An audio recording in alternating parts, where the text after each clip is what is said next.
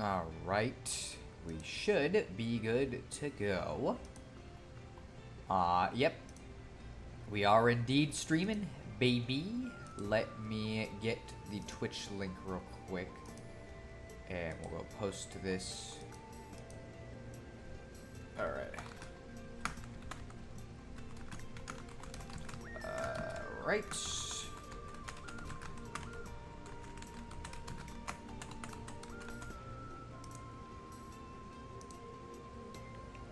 I have the wrong title technically, but whatever.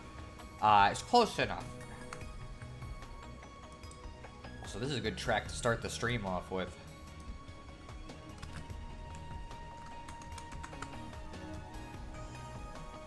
Alright. That should be good to go.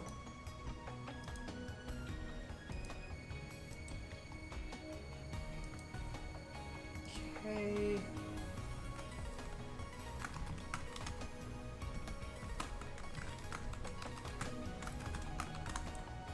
Okay.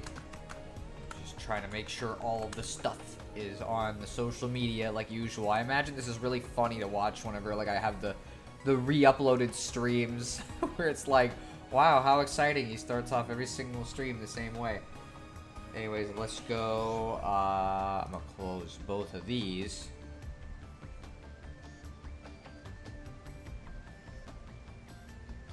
And let's get the chat on our phone, so when people actually are...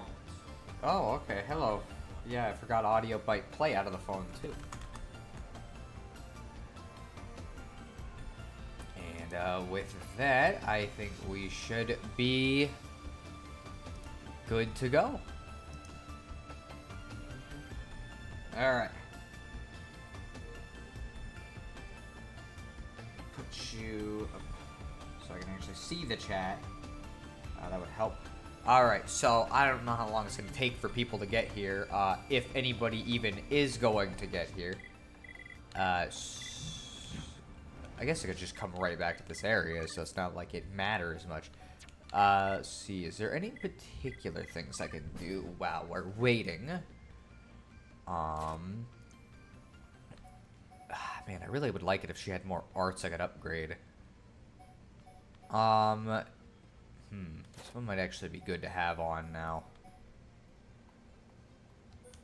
Because apparently this can do some stuff, and because I'm not really planning to use that, I guess we could do that. We'll upgrade this a little bit.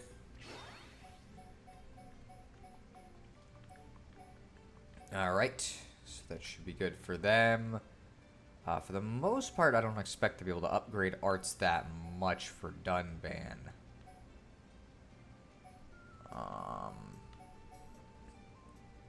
Yeah, because most of the ones that I would gain the most benefit from upgrading are already pretty upgraded. Let's see what Summon Earth is. Reduces physical damage. That is not a bad thing to have. Man, because with this one, it's like that would be good for Ryan. Whereas if I'm using Dunban, it's better to have the agility one. I'm going to upgrade it real quick. Summon Ice. Reduces ether damage. Not enough things use ether damage for it to really be useful. Let's see. I'm trying to see if there's any particular abilities that would be, like, actually good at changing out for her. To seal enemy arts. This is good for, like, spike damage. But even then, it's really only, like, good occasionally. Like, you very rarely ever get to use it, whereas I feel like having Summon Earth in there would just be a far more useful thing to have. And we'll have that there, since using it after this, I think, whatever, after Spear Break forces topple, yeah, so I think that would make more sense. Anyways, let's continue. Let's see about Rhine.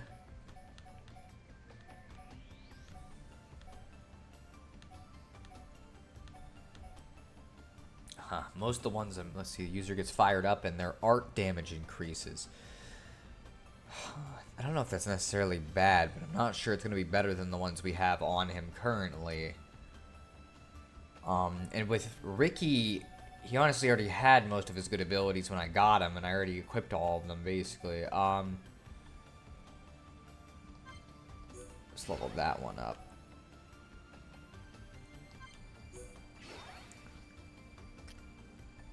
Let's see, Shulk. Let's do light heal and backslash, and then after that, we probably should be able to do one more. We'll do that so we can lower the amount of time, and then I'll get us with him. Man, the problem with Charla is her freaking. She's already kind of covered pretty well.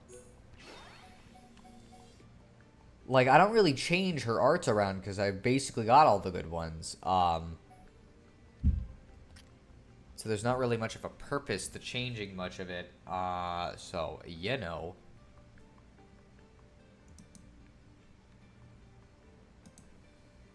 Alright, let me do this real quick.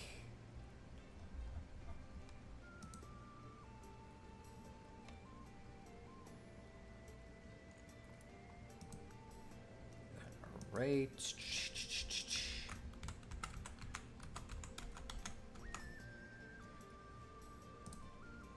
Alright.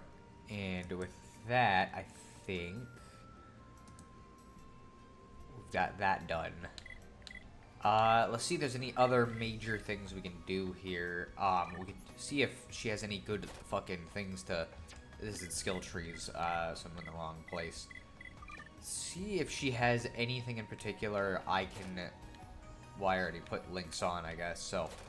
We're good on that, and she hasn't completely filled up yet. He's not done with Prudence. I put her on Reticence. He's on Enthusiasm, but at bare minimum, he's moving pretty well. Flexibility. Intuition. Ooh, okay, wait. He's done with this, so let's put him on Humanity now. And she's on Perseverance. I need to figure out how to get some of the other ones for other characters besides just Fiora and Charla, because they are missing stuff. But yeah, let's see. So I got that done. I don't really like this as much as her previous weapon. Like, it's not bad, but I don't know. I just feel like...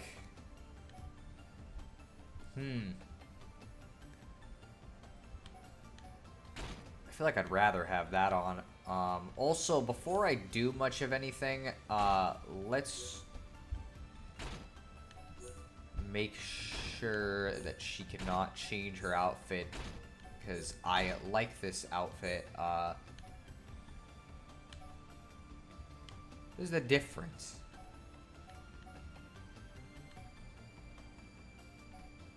I'm trying to see, like, what the frick changes from this to this.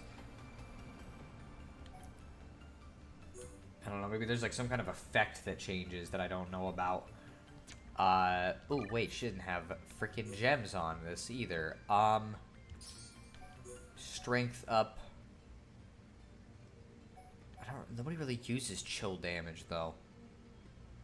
This is more of a Charla thing, which I guess would be good to equip to her while I'm looking at this.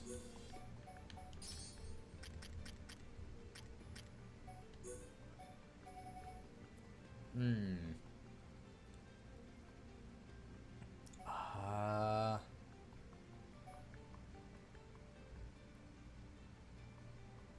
don't think that's really going to be that useful. Lowering has a 20% chance of lowering physical. That actually seems like a good thing to have. It's weird that she has so many ether up gems because she doesn't really use ether much, but I guess that's just what comes on her stuff, so it's not like I can really change it much. See.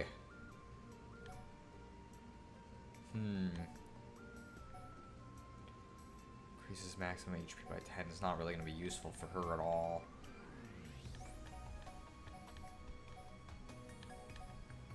I need to go look at what else we're like missing here.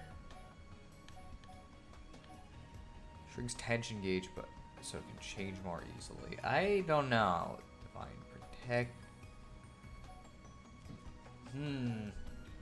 I feel like it's not gonna matter though, because she's got such low defense that it's like realistically, if somebody's attacking her, she's kind of fucked already.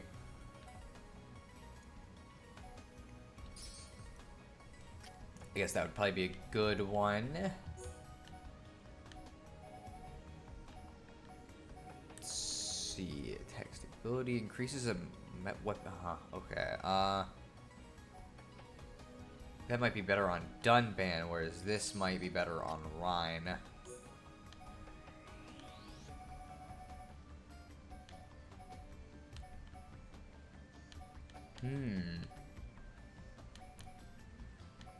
Let's see. Let's go critical up for that one. You've already got all your stuff. Let's see. Aura heal, huh?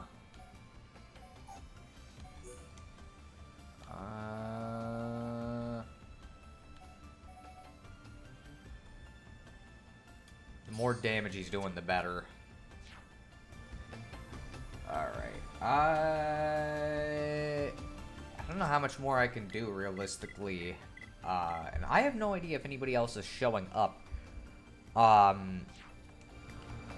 guess for right now, we'll just start exploring and wait and see if somebody does show up, since I don't got much else I can realistically do in the meantime.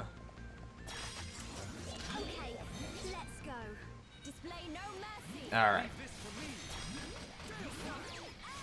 Okay, let's see if we can get him to get his actual shape. Come on.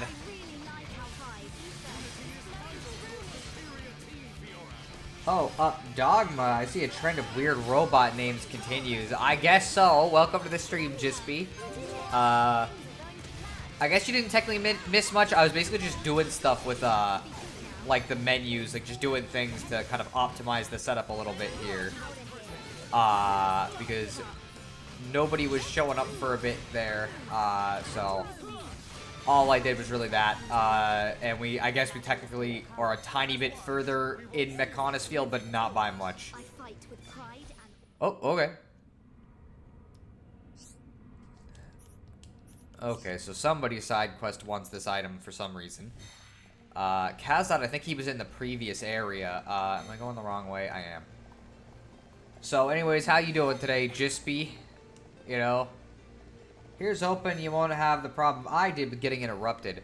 We'll see. It's hard to ever tell when you, like, start a stream. I don't think it'll be that bad. I know I can't stream for as long today as I did in the past, just because it's like my bathroom at our apartment started leaking from the ceiling because a pipe burst or something.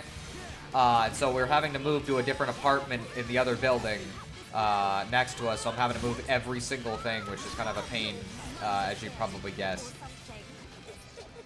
It's very fun, so I'm basically just doing this to chill for a bit, and then I'm going to church, and then I gotta go back to doing it. So, you know, that's how it goes. It's weird. Is there a thing that goes down? Oh, there is, okay. I want to see why this thing would let me go down.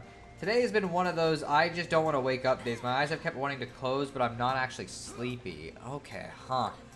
I don't know. I'm like, I don't really have those days that often. I'm going to be honest with you.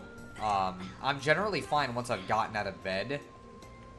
But that's just how it goes. I didn't even see this pipe, so let's go see what the heck's over here and why they would have this, because it looks like there's an ether thing.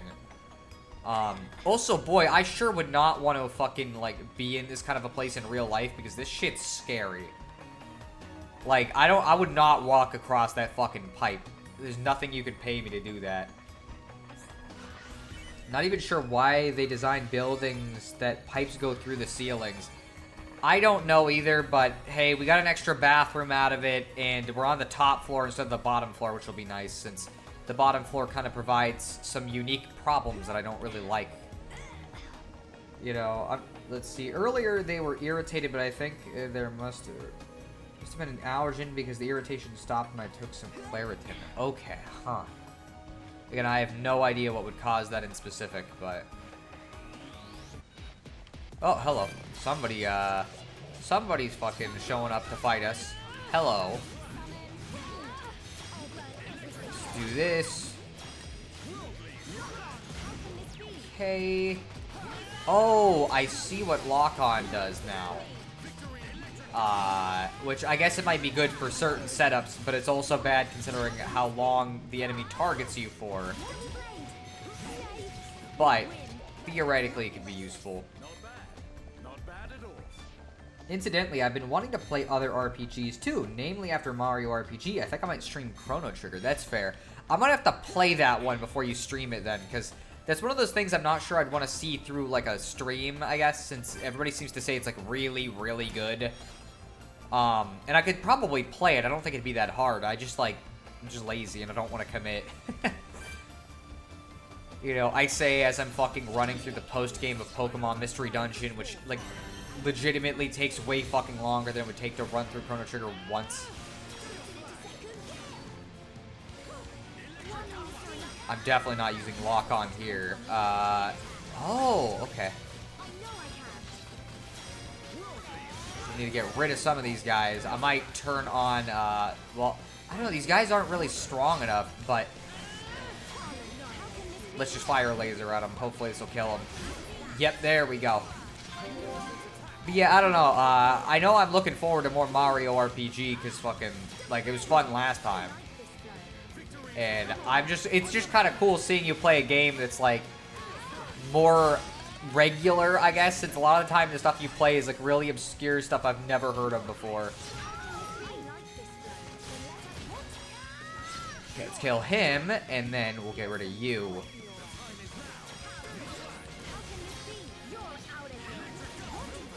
Oh, alright. I'll read the chat in a second, or I guess I can read a little bit of it. Offensive honey, that thing that saves you money when all the YouTubers have been pushing for a while, I guess so. I never really participated in the whole honey thing. Ooh, that didn't work, did it? Okay. Let's see. I'd really like to up my attack before we use the next chain attack. So, I'm gonna pay attention to what this guy does here, because he's starting to hurt Dunban a little bit. Can we break him? Nope, okay. Oh, well, he can target us, that's for sure.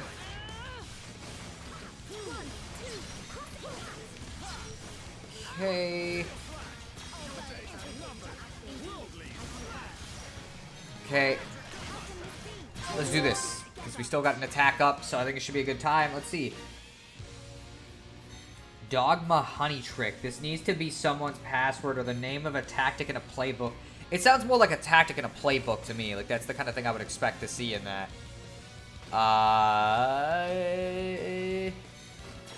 Let's do this. Lower defense. We'll send an orb his way. And then not actually win it. Let's see. Both being RPGs whose soundtrack keep coming to my head. Oh, wait. But in that case, by the way, I might stream Final Fantasy Mystic Quest instead of Chrono Trigger. I'd be fine with Mystic Quest. You know, as long as you actually finish Mario RPG first, because that's the one I'm more excited about, personally. Doesn't look like it'll activate. Okay.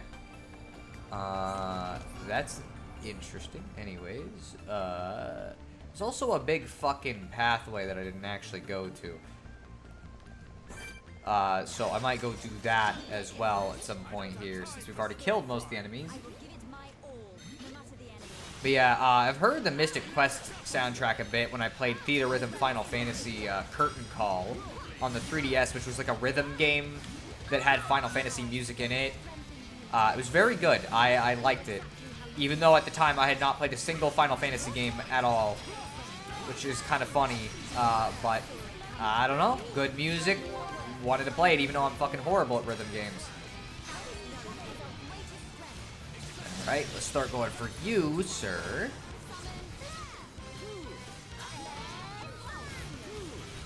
Man, most of these enemies are break resistant for some reason. See, Amorous Arca. Do the designers know what amorous means? I don't even know what amorous means. Or amorous. However you pronounce that.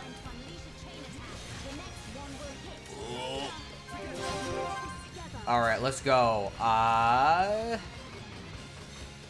Let's do this for now.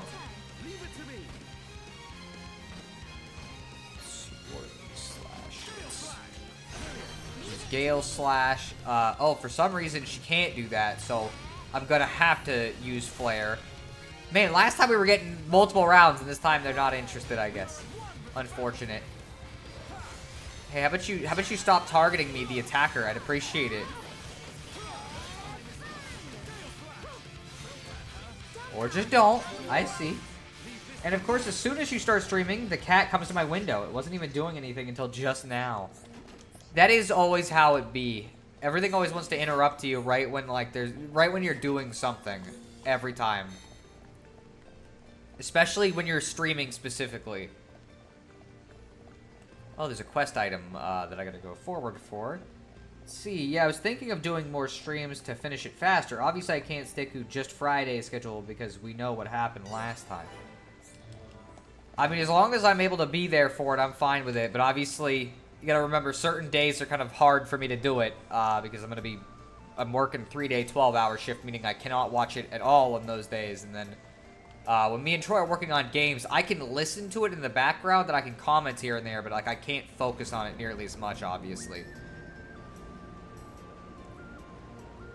I want to know what the fuck is across that big pathway I saw earlier then. So I'm gonna go backwards here because there's a big long escalator-esque thing that I didn't go down, and I want to know what the deal with it is. See, I looked it up just to make sure, but yeah, amorous basically means you're very romantic and or very sexual. So that's a romantic robot. I mean, like, I don't know. Takes all types to make a world. Maybe they are very romantic. You know, I mean, Fiora's a robot right now, technically, and like, I don't know, her and Shulk got a thing going on.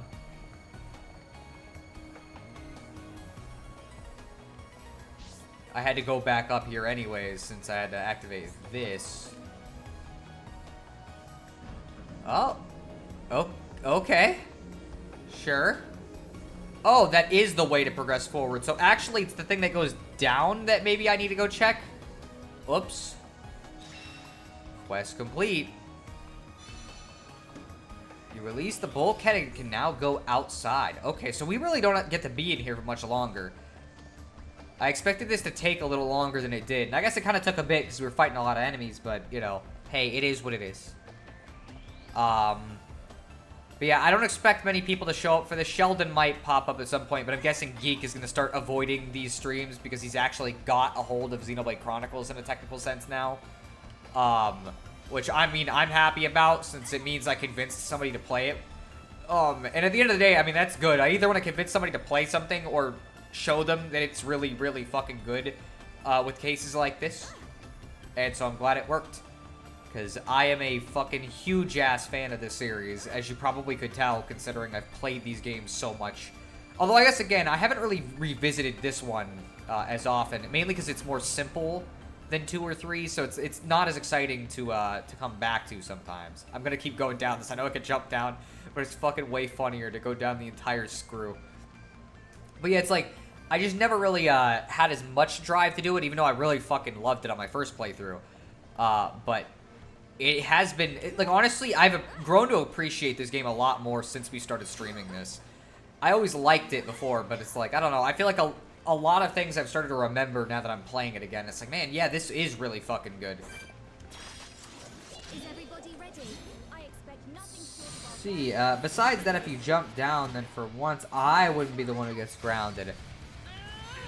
Just be, you're grounded for that comment, so you're wrong now. really like our vibe. I agree. 'Cause that was a pun. Dunban, you're so cool. Fiora just said, Dunban, you're so cool. It's like, it's fucking, I don't know why, it's like weirdly fucking wholesome to me. Oh, okay, hello, sir. We can't really topple them, can we? I'm gonna go all out.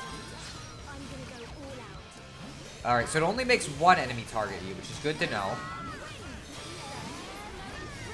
And it ups our fucking gauge for chain attacks, which is always good.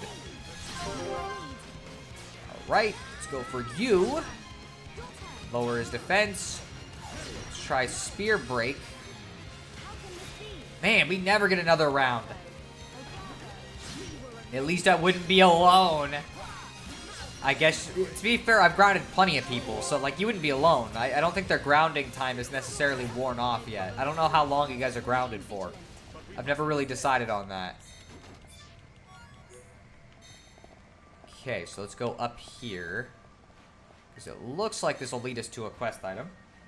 Preferably not alone with Amorous Arca. Well, I mean, like, why would you need that? You're with Sweetheart, right? Wait, does everyone who gets grounded have to go to my room? I mean, yeah, why not? You guys can all be grounded together. You know? Boy, this is a long ladder.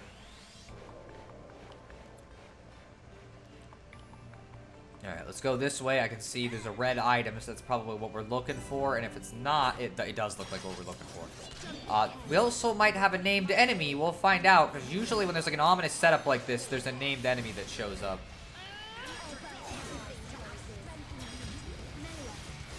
Wow, that guy is not putting up much of a fight. That reminds me of a joke from He-Man, or a He-Man episode. What was the joke? Man, there's a lot of blue items in this room, but I gotta fight all the Mechon. Which also, I should mention, I think we're, like, actually really fucking over-leveled for this area.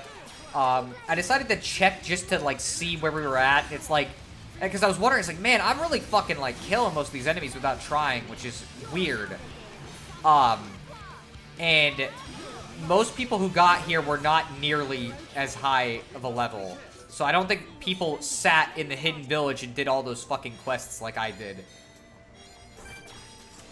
Come on, we can do it. You know, which, I don't know, there are so many fucking quests in this game. I think there's like 450 in a technical sense, which is like, I'm glad the later games kind of calm down on the number and instead make all of the quests more interesting. Especially 3, where like, a lot of the quests have like actual fucking whole ass cutscenes with voice acting them and shit. It's pretty cool. Orko. Why doesn't anyone punish Skeletor? Whenever I do something bad, Man-at-Arms sends me to my room. That's a good idea. Next time Skeletor does something bad, we'll send him to your room. Fucking dumb. Fucking... I don't know why, but the other day, because we kept, like, bringing up the whole He-Man and Skeletor thing, or not He-Man and regular show thing, started thinking about, like, how would Skeletor deal with Mordecai and Rigby, and I realized he'd fucking hate dealing with them, like, way more than He-Man, because, like, they're annoying about how they do shit. He-Man is, like, very wholesome about it, but, like, they're fucking really braggadocious and annoying about everything. Not to mention, if it was Mordecai and Rigby, they'd still win, but it'd be over, like, the stupidest possible reasoning after, like, a bunch of stupid shenanigans happened. And it's, like, I think that would just infuriate him more. It's not even that they won due to, like, pure strength. It's just, like, yeah, no, they just so happened to fall into the solution or something. Also, he'd probably blow up, technically, if Mordecai and Rigby did it, since for some reason in that show, everybody just explodes. Actually, now that I think about it, I don't even need to do this. Fast travel is a good feature. I wonder if I could run faster than this. Definitely not. Ugh. Oh, wait, I should probably, like, go back up this way.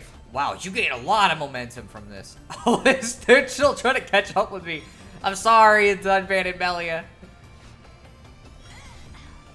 Okay, I'm gonna try to get these blue guys, because why, might as well, like, why not? Alright, now we'll go back. Yeah, I think you're right. In fact, I can't remember, but there's an episode, it might be She-Ra episode, where that literally happens. Not with Mordecai and Rigby, obviously. But, like, either Skeletor or Hordak has to put up with someone who is annoying but untouchable. The thing is, it's like, he could definitely do something to Mordecai and Rigby. He'd probably, like, knock him back and hurt him a little. But again, it's like, you cannot beat them overall because they're fucking Mordecai and Rigby. It's like, everybody's always like, oh, who would win in a fight? You know, like fucking Superman or Goku or Mordecai and Rigby. And it's like, it does not matter who you pair them with. It's the cartoony nonsense effect. It's like if you pair Popeye with any character, Popeye's gonna fucking win. Because of course he is. He's a fucking cartoon character. And Mordecai and Rigby are the same way, where like, no matter what, they're going to win because some stupid shenanigan is gonna happen, and they're just gonna they always come out the victor because of stuff like that. The universe is just like always doing that shit. Of course, after that, there's gonna be a massive mess at the park, and they're gonna have to clean it up because of course they are. But you know, what are you doing here? I never expected to see any hums all the way up here. You don't look hostile to me. If you want to go up higher, just ride the ventilation duct here. It will carry you up. Okay. We can do that, sure. Oh, or we can fall to our fucking deaths like an idiot. What the fuck?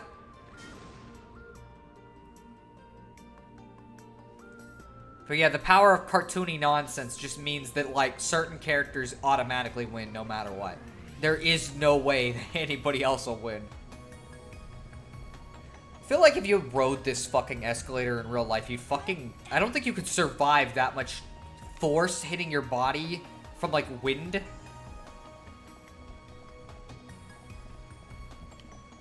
But yeah, so I don't know. I just think it's funny. It's the same thing where, like, I saw a thing where it was like, oh, who would win in a fight? Mario and Luigi, specifically from the Mario and Luigi RPG series, or Sephiroth. And you had all these Final Fantasy VII fans be like, well, of course Sephiroth will win. Haven't you seen how strong he is? And it's like, here's the thing, though. In the Mario and Luigi series, they can dodge any attack.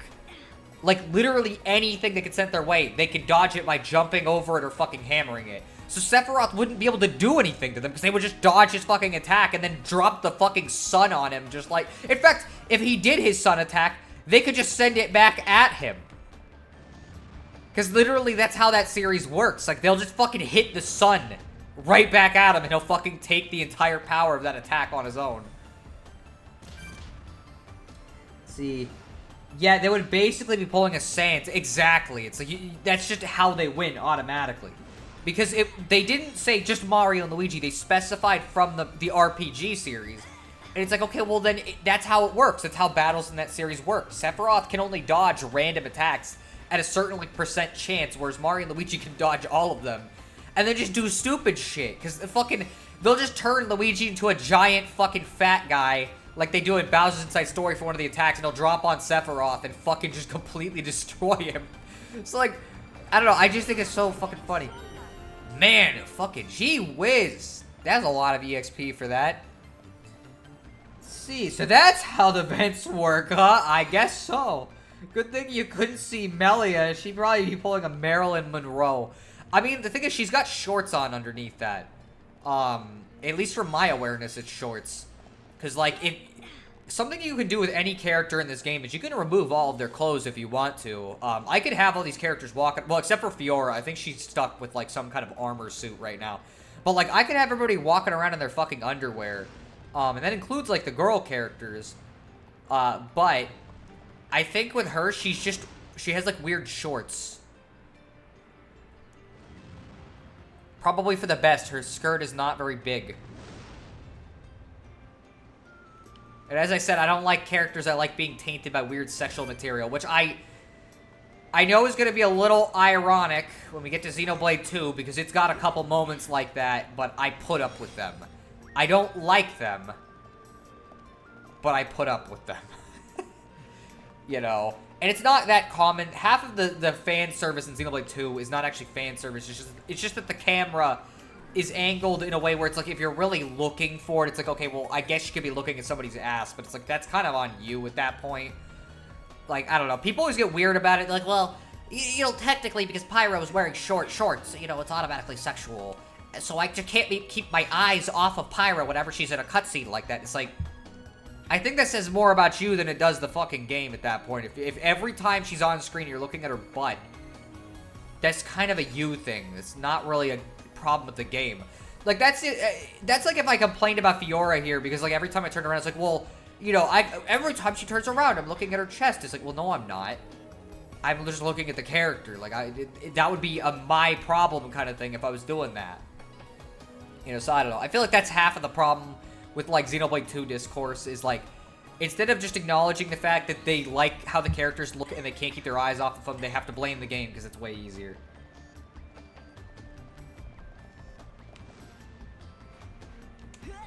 Noticing there's, like, supposed to be a shop, and I don't know if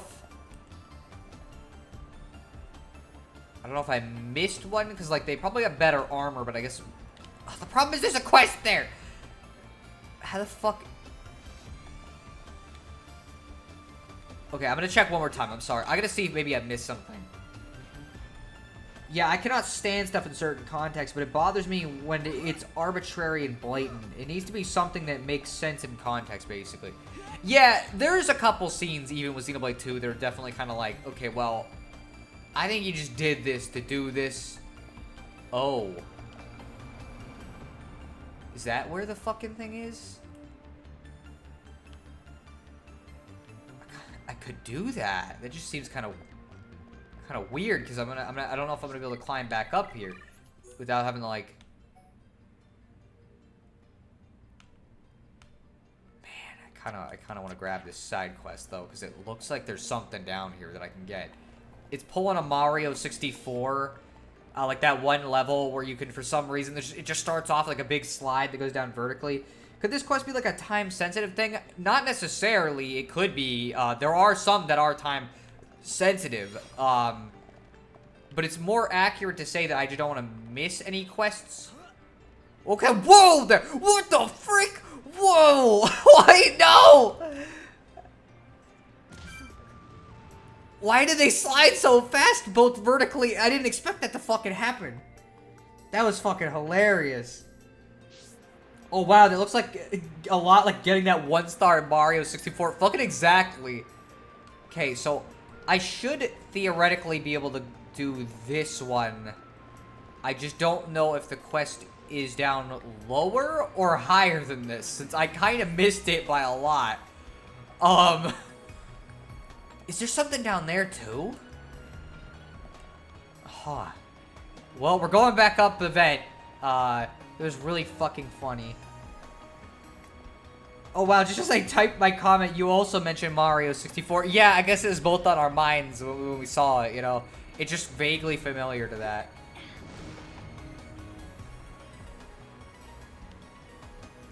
I would not want to do that. Like, that looks scary. Like, even if I knew it wouldn't kill me somehow, it's like, it's still too scary. Okay, we're gonna try this again and see if we don't fucking... If I can stop myself from just sliding down at fucking Mach 10. But yeah, I don't know. I don't really like it in general, though, obviously. I'd prefer fan service not be there. It's just, unfortunately, that's how anime games are sometimes. Yeah, when you started actually sliding, I was like, yeah, this is the exact area for Mario 64, so I guess this is Toadstool's castle. Boy, she really fucking renovated the place, didn't she? I mean, like... Bruh. Also, again, I just love the fact that you can just see shit. Like, I know I keep pointing out, but it's like, it's cool that instead of, like, hiding the shit away from you, they always have the shit rendered. And as I said, I really want a boundary break episode so we can see how much of that area is fucking rendered. Because it always looks really impressive from a distance. Okay, so I'm gonna, like... Okay, let's just slide slow. I know this looks really jank, but if I do anything... They went fucking flying. Hang in there. Just a little longer. Alright. Is this where the quest is? It might be, because we've got a weird little up area, and it looks like it's heading that way. Oh, this gave me a bunch of EXP too. Wow. I never found this on my original playthrough. What do you need?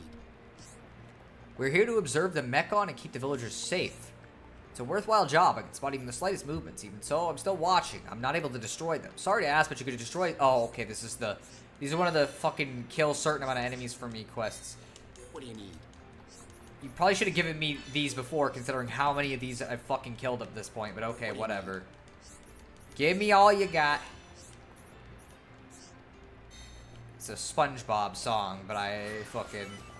Jispy's not gonna know that reference because he never... It's not even like a really popular song from SpongeBob. It's like one background track that you hear for 6 seconds that I don't think I ever got a full version. It's really fucking stupid. Twin blades. I do like having twin blades. So we'll go with that. Let's go with... Yeah, I think that's for the trade-off. The... Machina Rod 2. Man, these fucking weapons are good.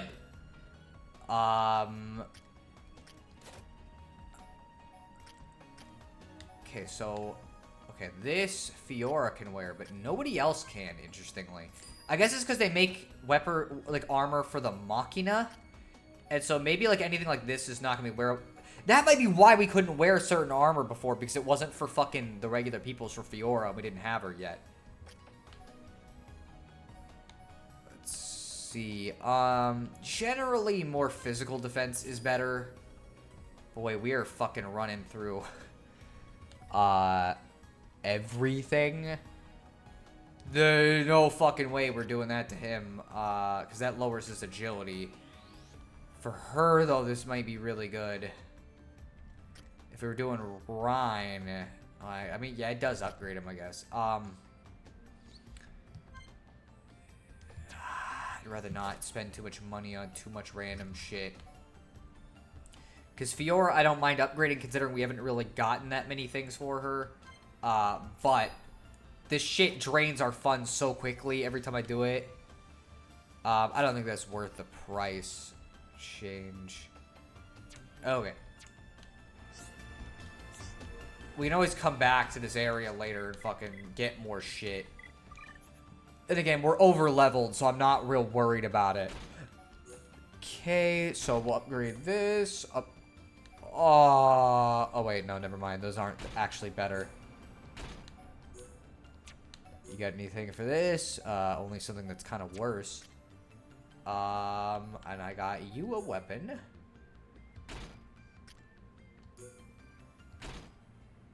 Okay, just making sure if there's anything else that could... Because the thing is I think it's better to not give him anything that weighs too much, since that lowers agility. But yeah, so there we go. I'm gonna go down to the bottom of that thing real quick, and then I'll go from there. Let's see. Yeah, the thing is, Japan never had the culture of prudeness that the Western world did. Like in later seasons, Sailor Moon's transformation is really suggestive, but apparently in Japan, being that is really feminist, unlike in America where we'd see it as eye candy for men. I see. That's probably true. It might be a little different, but I have no idea. Ether boosters. Now I'm thinking of Xenogears again. I mean, like, not super shocking. Consider. Oh, I see. This is just the same area we were already at. But whatever. That's fine. We'll go all the way up. It is what it is. It was worth the trek considering we got a couple quests. And I also managed to fucking upgrade Fiora with better weapons and shit. And some better armor. So it makes it more useful at least. Alright. Gotta be careful, because there's not a lot of space for this, and I don't want to fall off again. But yeah, it's always funny to think that, like, he did actually make several games before this, and from what I'm aware, reuses a lot of fucking story beats from those different games, because he wanted to make, like, a big saga of, I think, like, 6 stories or something like that, and he only finally got to do it because of Xenoblade. So anyways, we got a cutscene, so let's see what happens.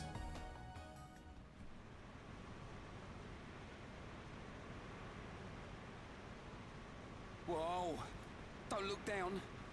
Anyone know where we are? Other than high up? Maybe somewhere around the thigh? The thigh? You mean we ain't even halfway there yet? Stop moaning about it. Look, we can make camp over there. Ryan, we made a pretty good amount of progress. The Bionis took us way longer to get up than this.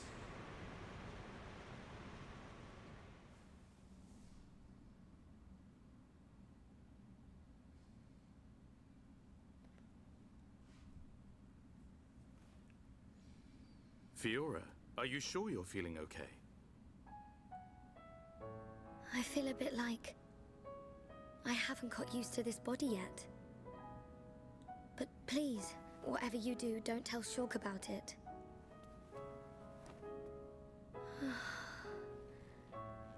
I'm sorry, Dunban. Don't worry about it.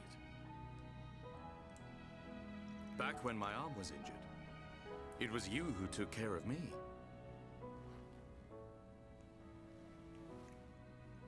I'd almost forgotten. It seems so long ago now.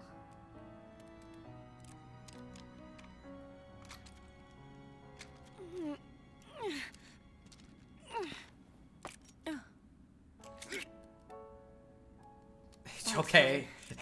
Okay, Ryan, just Doing a show spot her. of maintenance. Yeah. The sighting's been a bit off lately. You know, Meko let us have some new parts. I could make you a new rifle if you want. Thanks. But I want to keep using this one for now. Shulk, get a clue, man. It's more than just a weapon to her. She can't just throw it away and get a new one. Yeah. I suppose so. Ugh. If she let anything happen to it, I bet she'd get a whack from old Atharon.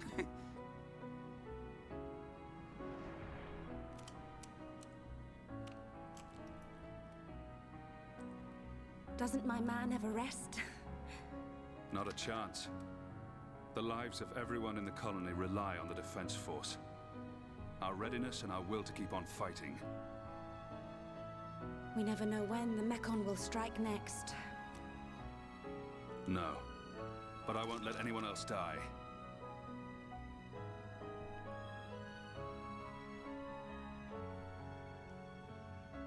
Don't tell Shulk about this and ignore that he's right over there. You can probably hear this. Well, it's anime logic, you know? Somehow he just can't hear it.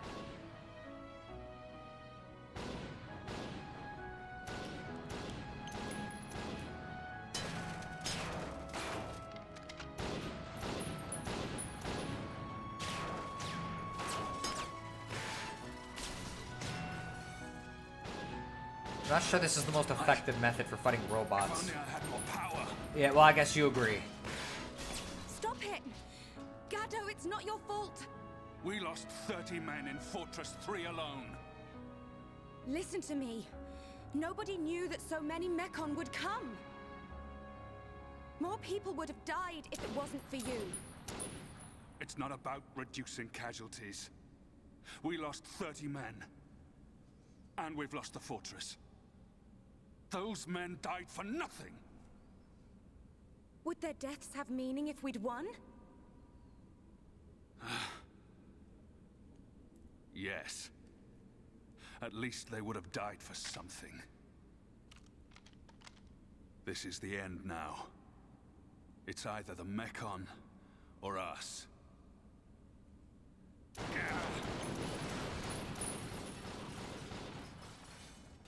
I don't care if I'm the last man standing. I'll take them down! He wasted a lot of bullets there, though.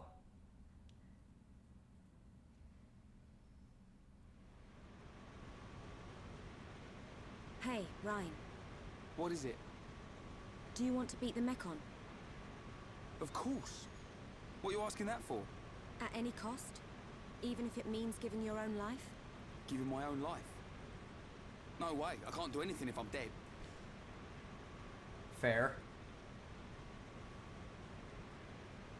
I'm gonna take down the Mechon and survive. And there's no way I'm gonna lose Shulk, Fiora, or you along the way.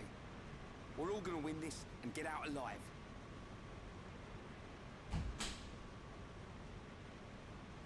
If only we all thought like you. What do you mean? It's charming. What?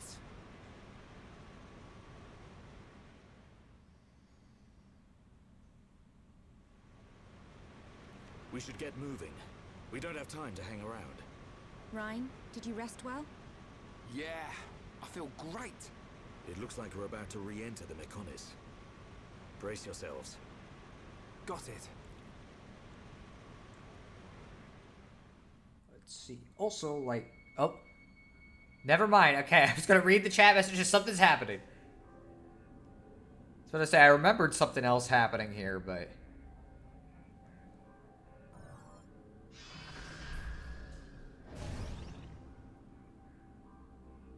Dun, you okay? Oh, it's nothing. Just my imagination. I think you probably should say something, Dunban. I think that would really help. Alright. Also, like, nudity can sometimes be used in ways where it, like, is supposed to come off as someone is at their most powerful point. This again happened in Sailor Moon in the final episode. I guess it just is a different culture thing or something, you know? Because again, I do not see that being received well in modern day America at bare minimum. Let's see, which is the only nudity in the entire anime. I see. Okay. Yeah, I was surprised when at the end of Xenogears it claims to be episode 5. It made me wonder if there were 4 games that were like Japan only that was common at the time. But no, he was just pulling a George Lucas. Yeah, that's the thing, is he just had like aspirations for a lot more than just the initial story, which I understand, because like I kind of do the same thing, I guess, attitude-wise. Is like I'm always kind of thinking of like not just what I'm working on if I'm making a story, but like what could come after and how I would kind of have the two affect each other in some specific way. You know, what am I trying to build off of if I'm going to make something a sequel, for example, you know? Let's see, so Charlotte's ex went all Punisher, eh? That might be true. I have no idea who Punisher is. But yeah, I don't know. I just think it's interesting. Oh, okay. Sure. Alright, yeah, that sounds fine. I don't know. Like, the thing is, if you're going to make something a sequel to something, I feel like you have to have something to say with it, I guess. It's never a good idea to just be like, well, I'm just going to make this again, or just make another one of these because this or that. Because then you produce really bad work. You know, it's why, like, I have... The game we're currently working on is one idea, and then I have one more that is... I don't know if I'd call it a sequel, because calling it a sequel would kind of imply a lot of stuff about it, but it's like... It's related in some way to the game we're making, I guess. It's hard to explain, because even if you knew what the game we're working on was completely... it still wouldn't really give you a complete idea of how the fuck that would even work necessarily. So we'll go down the stairs first, and then we'll go up. Oh, what? Oh, okay. Come on. Come on. You gonna come back? All right, cool. You'd think by this point they would like be genuinely terrified every time they like. It's like, oh no, I've heard about these guys. They've straight up murdered like freaking hundreds of these guys, but no. The Punisher is a Marvel Comics character. His name is Frank Castle. His family was accidentally caught in the crossfire of a gang war, so he went vigilante and declared war on crime. Okay. So light Yagami then. Yeah, and I agree about sequels. It's one reason I don't like a lot of franchise work. Yeah, it's kind of like, again, if you have an actual goal, like an end goal in mind, a purpose for what you're trying to do, I think it's different. But if you don't, and you're just making something to make something, then it's like, okay, well, that's just stupid then. Like, there's no point, you know? I'd rather somebody have something to say. Right. Okay, well, I probably shouldn't have used that. I should have waited, but whatever. Okay.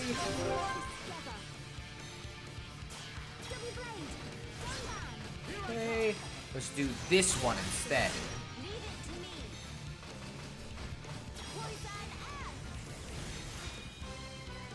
Alright.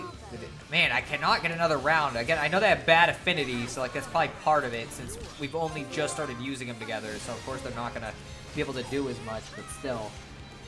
By the way, turn the game up slightly. Okay, after this battle, I'll turn the game up.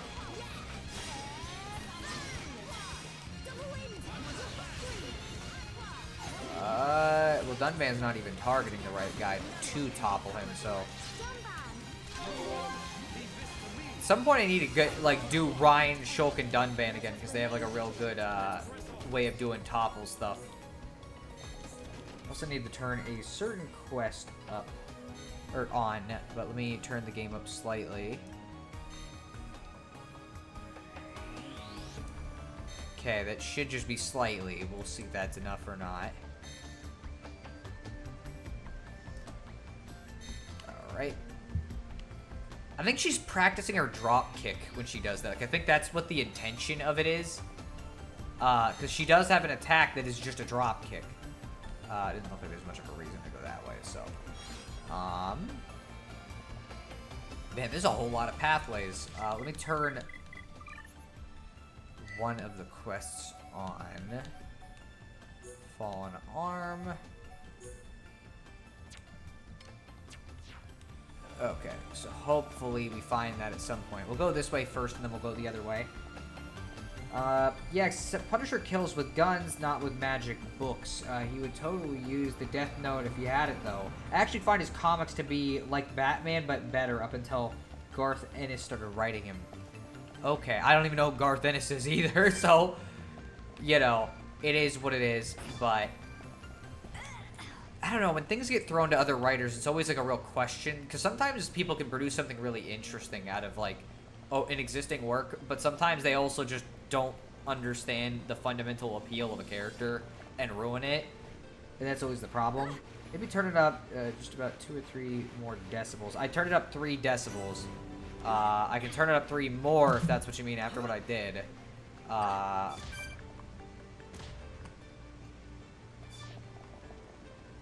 just fear that it might... Oh, yeah, 3 more, okay.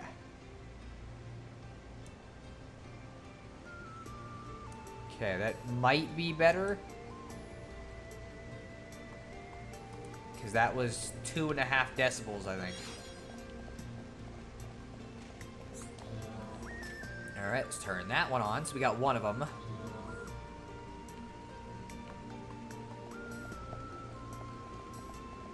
Let's grab you, and then we'll go up this way. Because why not? But yeah, this track is so good. Like, honestly, I didn't remember it from my first playthrough until recently. I saw, like, a video on it a couple years back, so I don't know if that really counts as recently, but I saw a video on it, and he brought this track up, and I'm like, man, this one's really fucking good. But the thing with my first playthrough of Xenoblade is, like, so I was into RPGs, but I hadn't quite gotten into this kind of an RPG. Like, I had never played something of this size or complexity. And by this point in the game, I was just like, I wanted to see the end of the game, so I was not spending time in any particular area, really.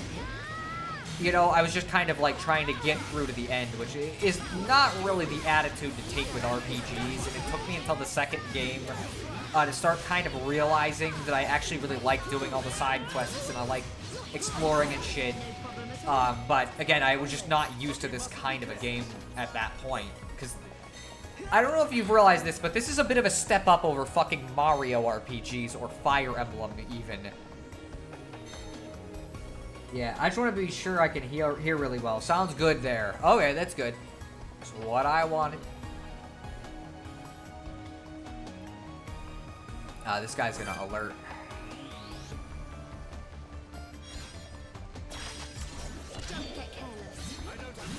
Alright.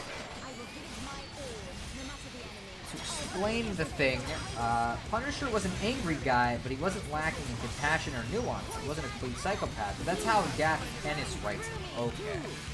That fucking sucks, actually, then. Like, this is generally not what you want at all. Let's use a chain attack on this guy. Alright, I'm gonna do this. You...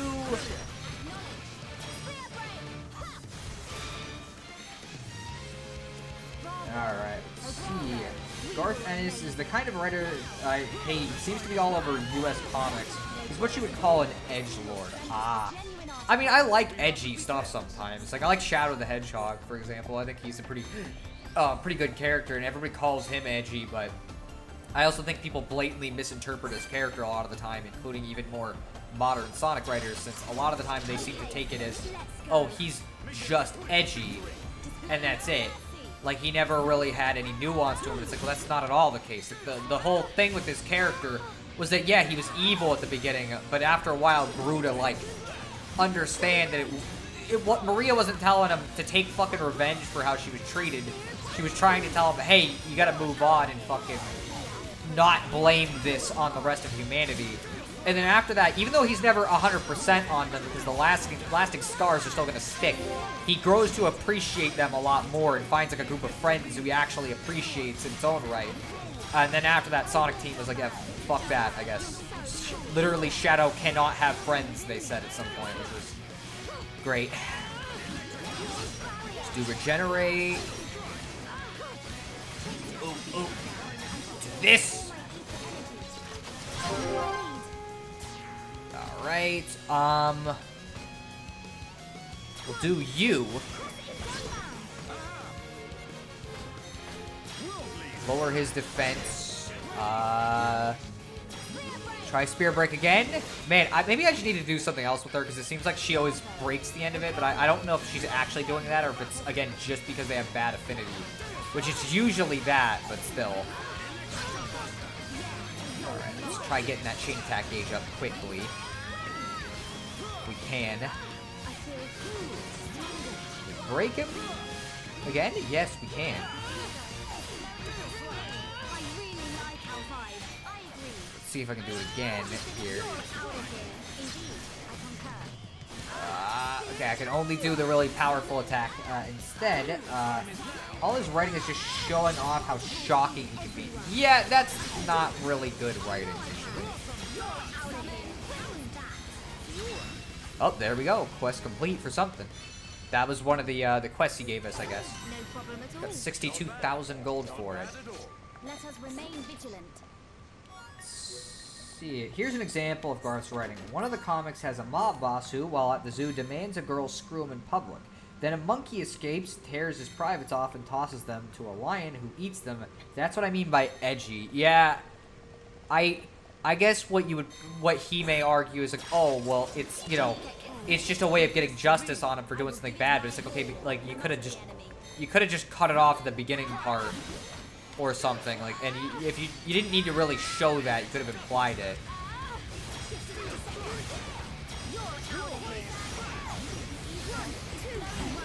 Oh, okay, I didn't even get like, the attack hit him and he died, so it's not even like it really mattered. Okay, let's go for you, because you're another quest guy. Pick up this blue thing while we're on our way. We'll use a chain attack on one of the other guys, because that guy, again, is going to be dead almost in an instant, so.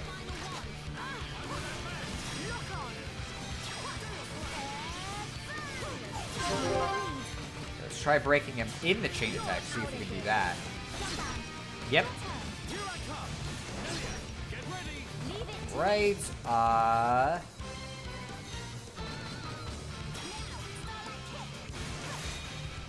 Okay, that did decent damage for her, actually, so I guess that's not a bad option if I want to do a lot of damage in one chain attack. There goes that. Yeah, most amazing thing about Xenoblade is how it keeps making you think about other games, usually Final Fantasy X, 1 and 2, and Xenogears, obviously. You have made a lot of comparisons, although it worries me that you keep mentioning Final Fantasy X, considering that you... I don't know if you actually dislike it, but I know this Spoonie video wasn't very positive about the game. Like, whenever you say Spear Break, I hear Sphere Break, a minigame from Final Fantasy X-2. Nobody ever really talks about X-2, interestingly enough. And the only things I've ever heard about it is that it's not very good. So, you know, probably not the greatest sign in the world. See, I don't know if there's any item. Well, no, there's one. Let's not fall off the edge, hopefully. I'll read that Garth comment in a second, but I cannot start reading it if I'm walking forward like this, because I'll fucking walk straight off the edge. Alright, but yeah, a lot of Garth's writing is this sort of 13-year-old who thinks he's shocking as type deal, and I hate that his version of the Punisher is for some reason the one every adaptation draws from. Yeah, that fucking sucks when that kind of shit happens too. It's really not fun when fucking misinterpretations of characters become the one that everybody kind of like gets to see constantly.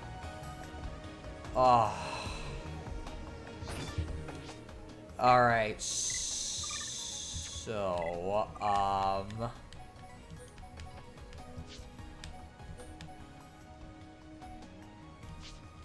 what I'm gonna do is we're gonna go with this party for right now, cause that guy is gonna be a pain in the fucking ass to deal with, and I would, oh, and that starts a fight with him too, yippee. How about you not target me? That would be great. Okay, thank you. Okay, let's lower his defense here. That was enough to make you target me? Freaking. Here, I'll just kind of start doing what I... Oh! Why did he target her? What the fuck? I'm trying to get you up, Ryan. I'm sorry. Hey, I can feel the talent. Man!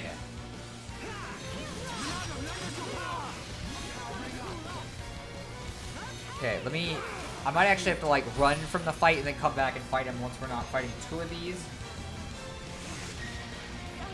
You only need to see Spoonie's video on Final Fantasy X-2. It's weird because he also points out that nobody talks about it, and even though he's still critical of Final Fantasy X-2, he even notes that he's probably the one guy who even offers a defense of it. It's possible in that case, because again, it's like nobody really ever brings it up. Let me do this. Okay. Oh man, that did a lot of damage. Okay. We're gonna run real quick and come back into the fight actually, like, fresh instead of fucking having to deal with that. Oh, he's targeting somebody. See, yeah, everyone becoming familiar with the misinterpretation is why I dislike Lord of the Rings movies. I mean, like, if the misinterpretation is good to most people, then I don't know if it's that big of a problem, then. Oh, man, I was gonna say, he's still following us? He just wanted to shoot Ryan real quick, I guess. We could go with Dunban. The problem is because he's gonna have this anyways, it's like, okay, well, it might be better to just fucking... Let's go with Purge. Okay, Monado Purge. Lowers defense. Let's do this. It's gonna be very fun. Very fun fight. Let's do that real quick. Okay, it didn't work. Okay, now he's targeting me. Okay, how about you not? How about you not target me in specific? Oh, okay, Charlotte healed me before I even needed to do that, so I just wasted my turn. And now everybody's taking damage because of this. Come on. I'm really glad this mechanic did not show up in Xenoblade 3, because this mechanic sucks. Like, honestly, it's legitimately the worst fucking mechanic in the whole game. I used to own Final Fantasy X-1, and I could never get into it because it was really mostly just watching cutscenes. The Spoonie's recent videos give me the feel Final Fantasy X-2 is genuinely interesting. I guess, like, I just never minded something having a lot of cutscenes, or being, like, a majorly cutscene-focused game. Personally... Oh, man, that wasn't even enough for him, huh? Man, this guy is, like, actually giving us serious problems. Like, despite being over-leveled as fuck, it's just, like, he just does a lot of damage. And I have to keep using Purge. Okay, let's do this.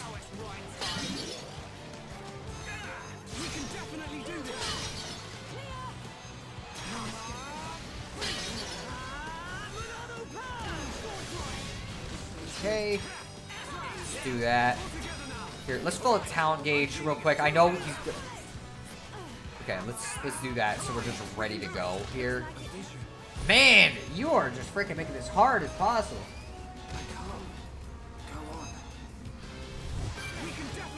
I guess that's your job as the enemy, but that doesn't mean it's good. Okay. Man, he toppled me. He's still targeting me. Come on. Okay, I was gonna say, come on.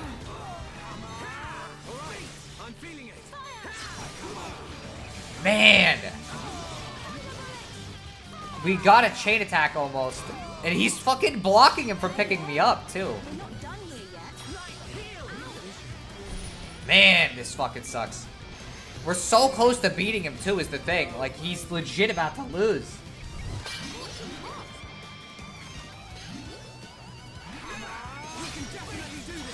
Okay, let's just purge real quick. Okay, and then let's just unload on this guy. Just fucking don't even let him do anything. There we go. That was scary. Okay, we'll go back to the previous team we were doing.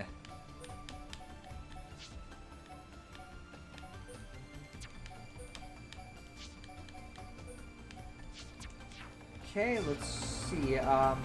I'm not sure I agree with if the misinterpretation is good for most people, what's the problem? Like, just for example, a lot of people probably like the idea of Sonic and Shadow being gay for each other. That is a vocal minority of people, though, is the difference. It's like, if, let's say, like, fucking 5 million people, 10 million people, 20 million, 30 million, you know, you start getting to those higher numbers, it's like, I feel like it starts to be a little more valuable as its own interpretation of the work at that point. Because clearly, something about it resonated with people, irregardless. Whereas with that, it's like, that's a weird minority of people that are obsessed with some specific character interaction that's not really canon to the games at all. And in this case, it's not even made by somebody who has any real legitimacy to, like, make a part of the franchise, you know? This isn't like, say, people preferring an interpretation of Mario from, like, or whatever. Let's say some people might say, well, I really like how the Paper Mario series does Princess Peach. I think that's the better version of Peach. It's like, well, that's not exactly what Miyamoto intended Peach to be like character-wise, obviously, considering that for, like, most of her existence, the character was a fucking damsel in distress, and that's it. Whereas Peach in the Paper Mario games is much more active and willing to do shit and to get into danger, especially with the third game. Like, she does a lot of shit. And so it's like, I think in that case, because there's a lot of people who know it, and it's a lot more actually fucking, like, made by somebody with some legitimacy, I think it's a little bit more valuable inherently than fan fiction, essentially. Is everybody ready? See, I don't mind cutscenes if they're interesting, though I would rather watch a video in that case, since those I can rewind and pause. So where would you consider Xenoblade in this category, then? Because there's lots of gameplay. Like, obviously, I've been fucking... Like, the last several streams, we've definitely had a decent amount of cutscenes, but there's been a lot of story, too. But there are parts of the game where it has a lot of cutscenes. Like, you know, it just depends on the specific part and whether or not you're at a really important critical story moment or not. And we're okay. Man, I think we got almost all the fucking side quests done for this area. Let me see real quick, since I have the ability to do that anyways. Mechonis Field. Yeah, actually, we got all those quests done for that guy, so that was it for his stuff. That did not take very long. Like I said, Xenoblade reminds me of Final Fantasy XII, and I liked Final Fantasy XII. Okay. I know they have, like, some similar ideas for combat, which is funny because, like, from what I can tell, Final Fantasy itself moved away from this type of gameplay system, where it's, like, in the middle of a regular RPG and an action RPG. And, like, I don't dislike action RPGs, but I'm gonna be real. Like, the Final Fantasy VII Remake, the whole time I was playing it combat-wise, my thought was just, you know, I kind of think I'd like this better if this was just a straight remake in terms of, like, turn-based combat. Because, like, I don't know, maybe I'm old-fashioned, I guess, now, because everybody fucking hates turn-based RPGs now. But I like turn-based RPGs. I just don't like it when the turn-based RPG has nothing unique of its own. At least add a mechanic. You know, and I don't have high standards for that. Omori was enough as far as, like, a turn-based battle mechanic had. The motion system changed how you had to think about certain battles, and it had advantages and disadvantages to using different things. And so it's like, hey, I actually have some kind of reason to interact with this in a way that's not just slamming on attacks. Yeah, inevitably, there were still battles that I was just doing basic attacks or just using Aubrey's headbutt. But, like, at the end of the day, that's really all I need. Octopath Traveler, it's a regular turn-based RPG, but it has this little system in place where it's like, oh, certain enemies are weak to certain weapon types or attack types, and so you can break them by doing that, so it disables their attack for a turn. And then you also can charge up an attack. Like, every turn you gain a little, like, one charge. And if you keep doing that, it's like, hey, wow, you can charge up, like, a more powerful attack. Like, it's not that hard to make an interesting turn-based RPG. And because the ATB gauge is not very common in RPGs now, I honestly think that's generally enough to keep it interesting to me. You know, and it has the limit break system on top of that, and the materia system that allows for a lot of customizability. Now, mind you, I think they didn't always explain the materia system my favorite way. But, I mean, like, that's just how it goes sometimes, you know? It's like, you have to kind of study for the materia system, which I'm not always the biggest fan of, but, you know, that's how it goes. Let's see. Oh, hey, I gotta go deal with the stupid cat. I'll be right back. Ah, okay, you might have missed that whole discussion then. Waiting until you read the above before I deal with the cat. Okay, never mind. You did see it, so I'll wait. It's a good moment to do it since I have to go backtrack over here anyways. I don't think there's really any reason to do this. We've fought so many of these enemies. Like, I'm so over-leveled at this point, I think. I guess, to be fair, that's not definitive. We'll see when we get to the next actual boss fight, but...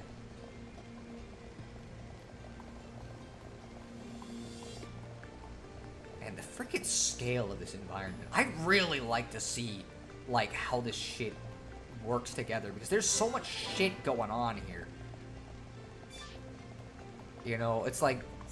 I don't know if everybody would vibe with this necessarily, but it's like... It really is just one giant fucking factory that we're exploring, and I think that's really fucking cool. Alright, that door is opened up and ready to go.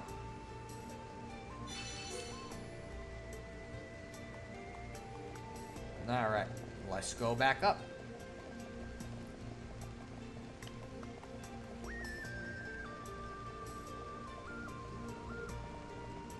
Man, I really vibe with this game. I don't know why. I just, like, something about it fundamentally is just so fucking exciting to me. Everything from, like, just how the combat works to fucking, like, the exploration of the world design. Like, I don't know. I just think it's why I always feel like Xenoblade's a step above a lot of other fucking games that are made. Now, I guess not overall RPGs, but even then it's, like, a lot of the time I feel like RPGs focus too much on just like, oh, what if we had a big open world and that was the entire appeal, but like they don't put a lot of thought into the actual pieces in between, or they're just like linear hallway simulators where they're dressed up really fancy, whereas like, I don't know, it just feels kind of nice that there's a lot of side things to do in such like a cool area. Back, alright, well, welcome back. I was kind of just talking about stuff. I didn't know if anybody would hear it, but I was just chilling and talking about some stuff. Because I really like this fucking game. It's very good. You know, I'm glad I started streaming this, because, like, this is something I normally wouldn't have had the confidence to start streaming. And I think it might have been you who, like, I asked, like, would you guys want to watch a stream, even if it was something that there's no way you'd be that interested in? And because I think it was you who was just down to see it, it's like, I wanted to start it. And I remember at first I was like, okay, well, realistically, am I gonna finish this though? Am I gonna want to finish this? Because it's like such a long game compared to like a lot of the other stuff that I would normally want to stream. But like, I don't know, I've really fucking vibed with it. Like, I think it's cool that it's just something I've been working towards. That's just slowly getting better and better as we go on.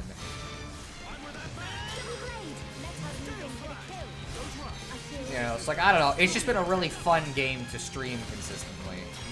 I have given some thought as to what, like, I might stream after we're done with this. Because, like, obviously, you know, I've got ideas.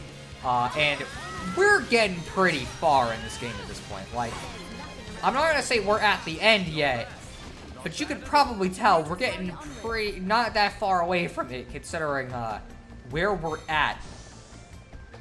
And so it's like, I've given some thought about it. I got some ideas that I think would be kind of fun. I got back in time to hear about linear hallway simulators, which wound up being Spoony's biggest complaint with Final Fantasy 13. Yeah, the funny thing is Final Fantasy games didn't really stop doing that. At least like Final Fantasy 7 Remake was just a linear hallway simulator, but it was just dressed up really well.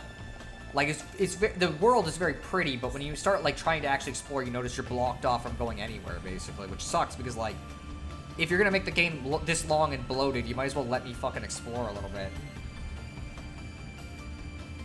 But yeah, so I don't know. I'm gonna see if there's like a cutscene close or not, because if we end up walking into a cutscene, maybe it's not a good idea to talk about my stream plans. But we'll see. For right now, we're just chilling. I'm gonna take a drink while we're waiting on this elevator. Boy, it's long.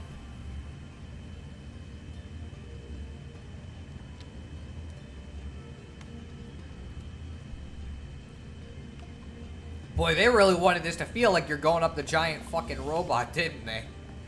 That's really fucking funny. I guess it wouldn't make sense if we, like, stepped out of that and suddenly we're just at the end of a giant loading zone, even though the area from the outside, at least, was fucking huge. Speaking of huge, what the fuck? Like, what a room. My stream plan is to make the world shut up and stop interrupting me. Good luck with that one. Yeah, I don't think this would be a good place. You could, I don't definitively remember, but I feel like something's about to happen. And considering the size and shape of this area, it looks pretty fucking likely that something's about to happen. Alright, let's go.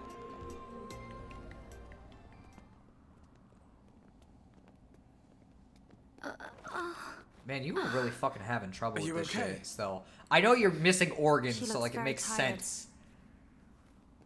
Should she not get some rest? Thank you. But really, I'm okay. No.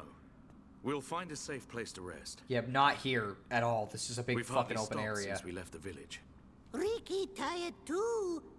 Ricky tummy rumble. I'm with you. Time to park our... Get down! Yep. A Mechon assault! Can anyone see them? Another vision. Nice one, Shulk. No, it wasn't. Shulk?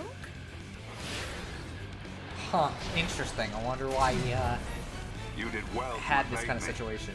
Just what you'd expect from he who wields the Monado. That voice. Well, I'm glad they're not gonna hide it. Is there someone inside? What do we do, Shulk? We fight. But don't kill him. Thought you might say that. Zebra bulkhead. That name makes you think it should be black and white, not like copper. Well, maybe it's like a... Maybe the machines here, you know, the Mechon, have a slightly different version of a zebra. Oh, yeah! I fucking remember this now. Oh, yeah! Okay, now I really remember this. What the fuck? Okay. I think if we hide behind stuff... Forget if he'll still be able to target me. Okay, so I think I gotta go forward as much as I can before he hits me. I think that's the gimmick here.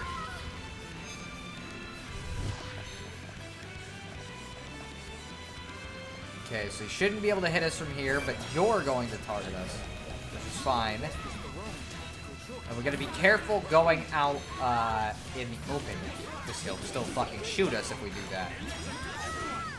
I like how that fucking combination of raising her attack and then doing that just instantly wipes out this guy's health bar. It's fucking great.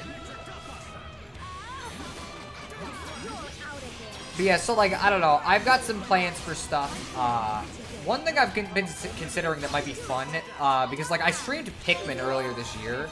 I think it might be cool to do like a Pick marathon where I do like Pikmin 1, 2, and 3 all like back to back. Which I don't think would be too hard, all things considered. The games aren't, like, exactly difficult to fucking get through. Pikmin 2 will be tough in some ways, but they're not, it's not that long. It's just really fucking difficult at certain points. And so it's like, I don't know, I think that might be really fun. And I also am considering maybe doing a Zelda game, since, like, we still haven't necessarily done... Oh, okay, so... Yeah, okay, there's that guy over there, but, like, I don't know, I feel like we could do a Zelda game, maybe, like, Twilight Princess specifically or something. Okay, we're gonna go this way, he's gonna do a vision probably again. Yep. I'll read that comment in a second, I gotta... You don't need to show me the animation every time. I'm walking this way, I'm not standing out in the open. I'm not stupid. That's weird that didn't fucking charge back up all the way. See, oh, there was a part in the original Shining Force that had a similar gimmick where the bad guys had a laser that, when fired, would hit everyone in the path, friend or foe alike. To avoid it, you had to step into these niches off the path. Huh, okay. I didn't even know another RPG would try something like this. Oh, man, okay, he still can fire lasers, I guess. Hello. Sir. Oh, the problem is we don't fucking get health back either. I didn't realize that, yeah, this is kind of like a whole ass battle that's continuing, meaning that we have to rely on whatever Melia gives us instead of fucking like a real healer like Charla, which probably is what the game wants you to do considering who this fucking guy is clearly. The vision is a real M66 trick. Oh my gosh. Yeah, it's real sweet, like offensive honey. Another RPG, much less a Sega Genesis game. Yeah, fucking... Sega doesn't make many RPGs nowadays. Okay, please, no! Man, come on! We don't even get the visions now, we just get we don't even fuck around, basically, we just find out. I'm just gonna fire a laser from a distance. Man, this fucking kinda sucks. She's got regenerate on, which is like better than nothing, but okay, I'm just gonna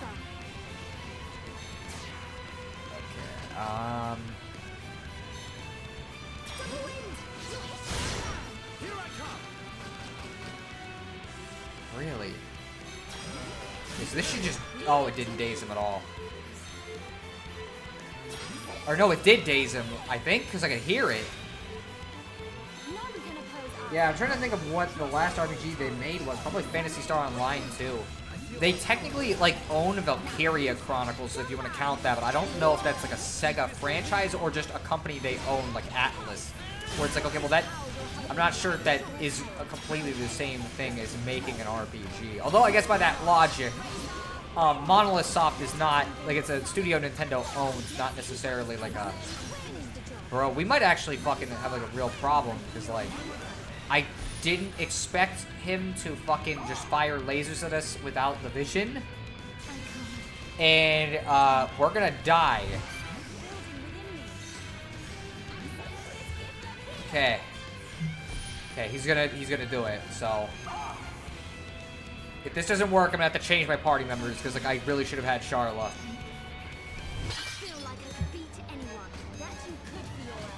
Okay, let's do this. Okay, I'm gonna do a regenerative aura here, and I'm gonna let him take the damage and hope he doesn't die. Oh my, oh, this is not good. I don't think it'd be a good idea to use a chain attack right now. This was just a bad party combination, but we did manage to get to the cutscene at least, so that's good. Charla! Nobody expects the laser inquisition. You, oh my gosh. Please answer me. Let me see you. It's already too late. Memory's been erased.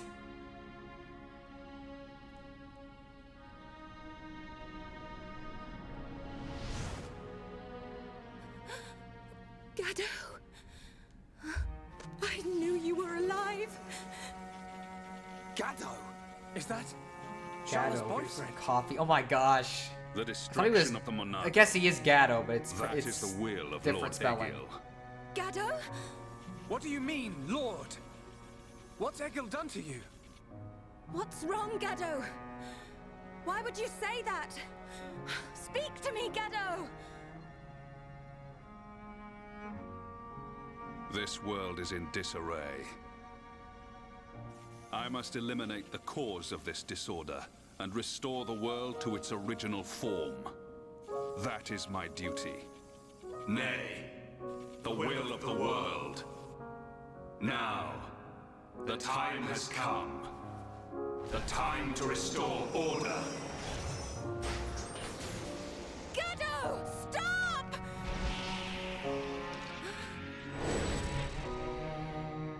Gado! Charla!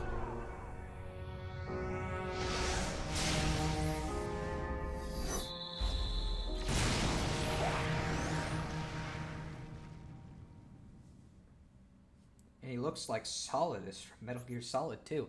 I've never played that game, so I have no idea who that is.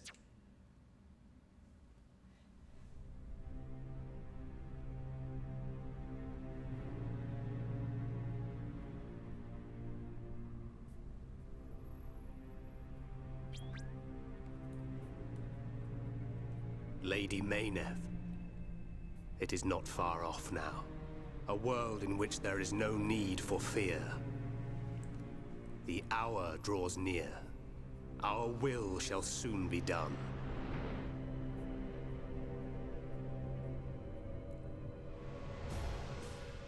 First, there is the matter of the Monado.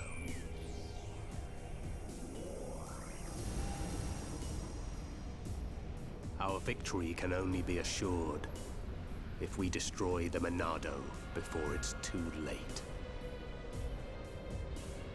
I sense your existence. I know you are alive. Zanza, the hour is upon us. Your time has come.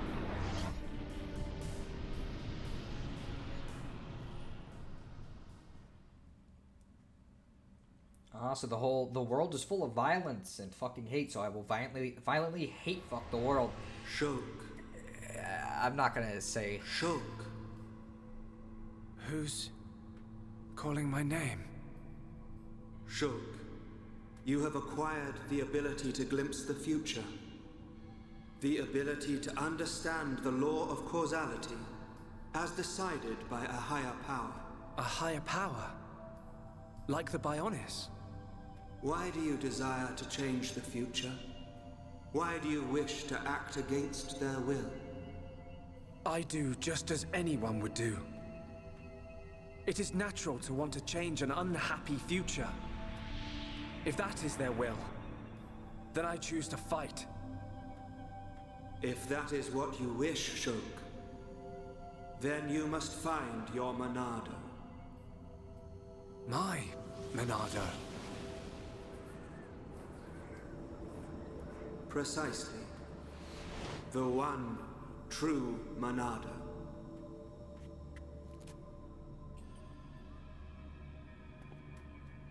You can't do that. Because you aren't here. Not anymore.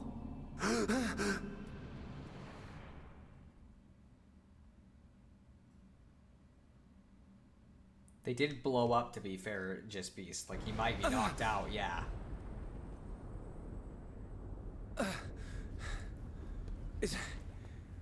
Is everyone okay? Yeah. That was a close one. I mean, how on Mechonis did we survive that? We seem all right. I don't know. It could be that we were just lucky, but I'm sure there must be more to it than that. You were protected by the power of Lady Mechonis. Who's there?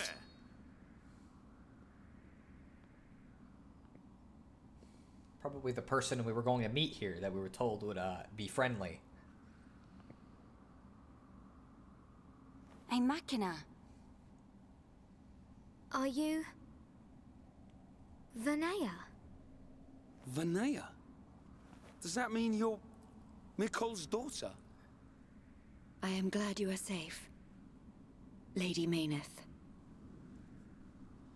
Lady Mechonis?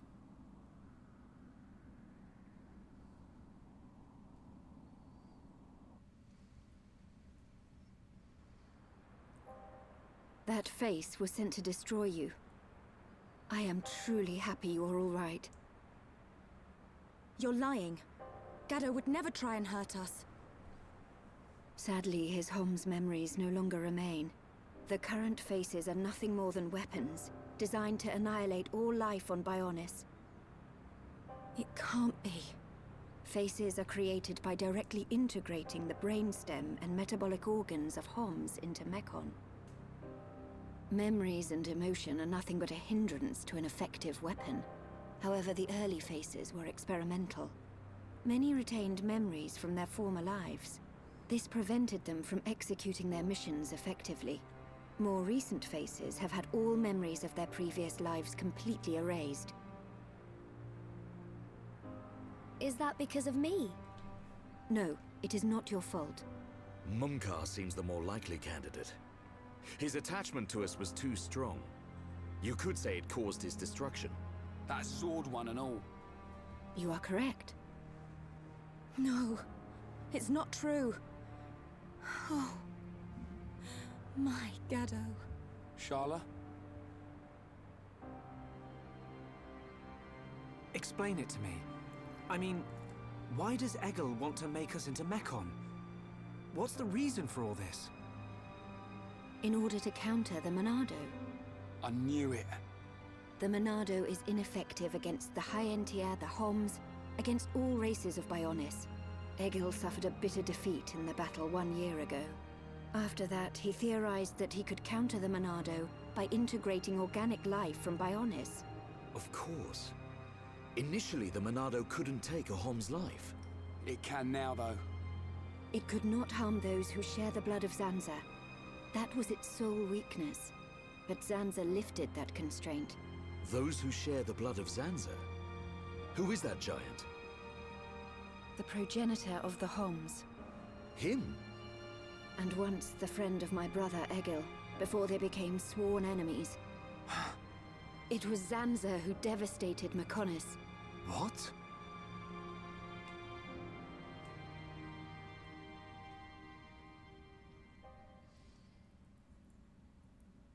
I didn't see the explosion. I saw Fiora's eyes glow, and then it cut to a guy talking about needing to break the Monado like a potato. The thing is, it was pretty clearly implied he shot a big laser thing, wow. So, you know. Look at that. Are they the Havres? They're the latest anti-Mechon weapons, designed by Lorothea and the Ministry of Research. What a glorious sight. The coming together of all the peoples of Bionis. Yes, sir. This is how it should always have been. Then perhaps Father would not. Your Highness.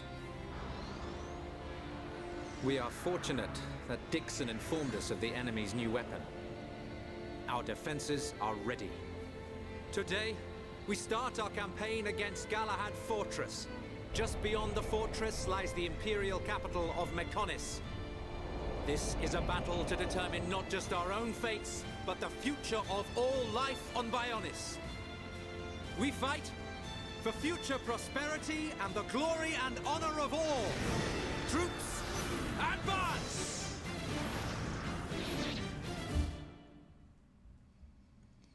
Vanessa, question: what does a mecha suit need? Yeah, I have no idea. It does look a little weird, I'm gonna admit. Are you saying that Zanza is to blame for Mechonis' devastation? It's Zanza's sword that I'm using. Does this mean we're enemies? And if so, why are you... Shulk, calm down. Sorry, I will take you to the Mechonis capital, Agniratha. Is that your plan? Lead us straight to the gates of our enemy? Deliver us into Egil's hands? It will be quicker to show you than to explain. Then you will understand the history of Mechonis, and the battle between the two titans. Up ahead is a lift that leads to the central factory, within the chest of the Mechonis. The capital, Agniratha, lies just beyond there.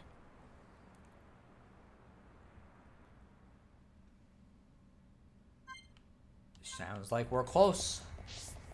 We also have we have a guest now that's really tall. Wonder if there's much to be gotten in these little leftmost areas, because they blocked these off during the battle. Oh, it's just a faster way to get across. They don't make you walk all the way manually, which is like, thank you, because this would have taken so long. We would have been walking for like 20 minutes. Yeah, you really put Dunban at ease with the, it would be quicker to just show you, Vanessa. Yeah, well, I don't think she's that worried about it either way. It's just kind of like, well, whatever. Are they going to kill her? Probably not. I like how you can use the momentum from that if you jump and you fucking get carried like super far.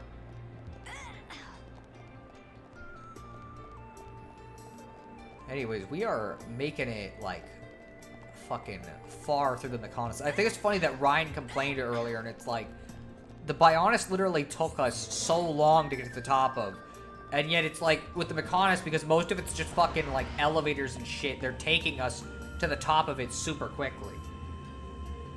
I wonder if the momentum is used in speedruns. Probably, yeah. Anything that speedrunners can do to gain an edge, they probably do something with it. If there's a chance to. I don't know how many things have momentum. Oh, wow. Okay, whoa. Yeah, fuck. This shit's fucking scary.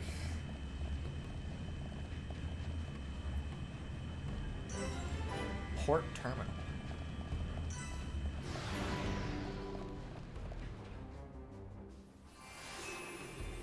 Mechonis Central Factory. Okay. I don't really remember this area very much. Like, it doesn't really stick out to me. I was probably in it.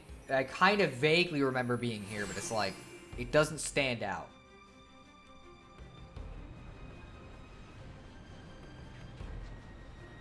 Apparently speedrunners have beaten this game in under 5 hours. That's crazy to think about. Within the chest of the Mechonis. Can you see the ring up ahead? I don't even know how you would do that. At the base of that ring is a transporter that leads to Agniratha. We must first head there. This place is full of autonomous security, Mechon. Tread carefully.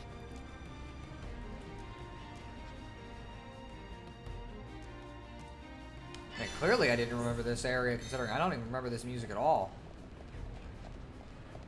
So let's see. Oh man, this is a real big place, too.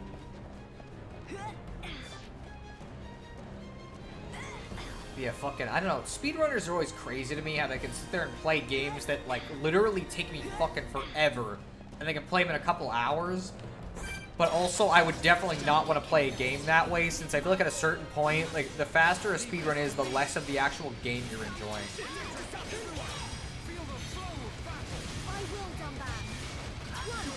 You know, that's how I feel about it, where it's like, okay, well, I think like the people who play glitch runs where, like, they only play fucking 10 minutes of a game because, technically speaking, if you use glitches, you can beat a game in, like, no time. It's like, well, okay, that's not really that fun, though, is it?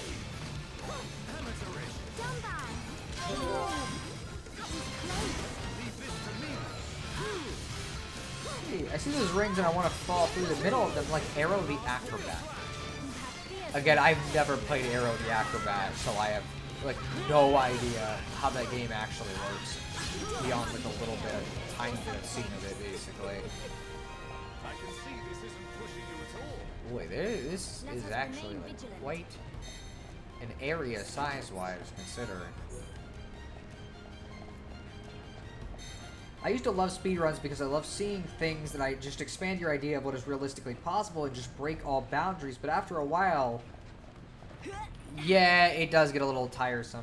I mean, you saw me play Arrow and you saw me go through rings, kinda, but I barely remember that stream, I'm gonna be honest. Like, I can only remember the most small amount about it.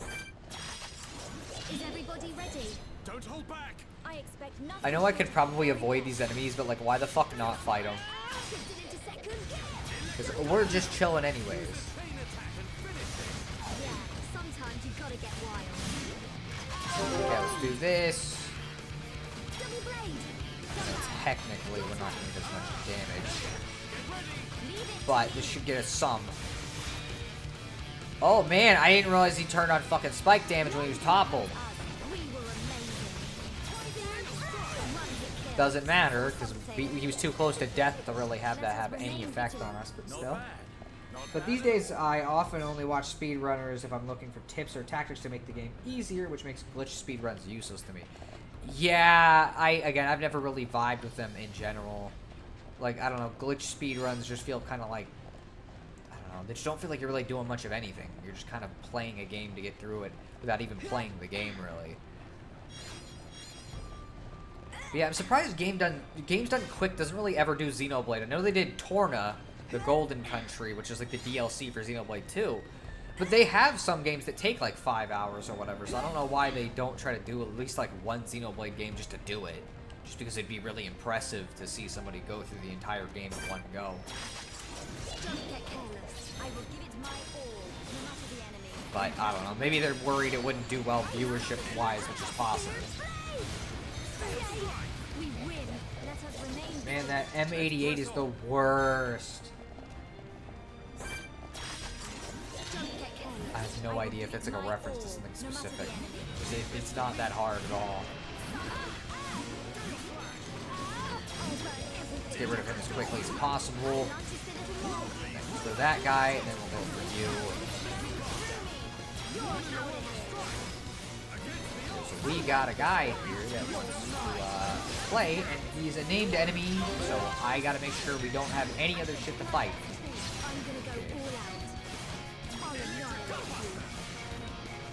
Just fire a fucking laser at him. Ah, I just barely missed out on fucking dazing him.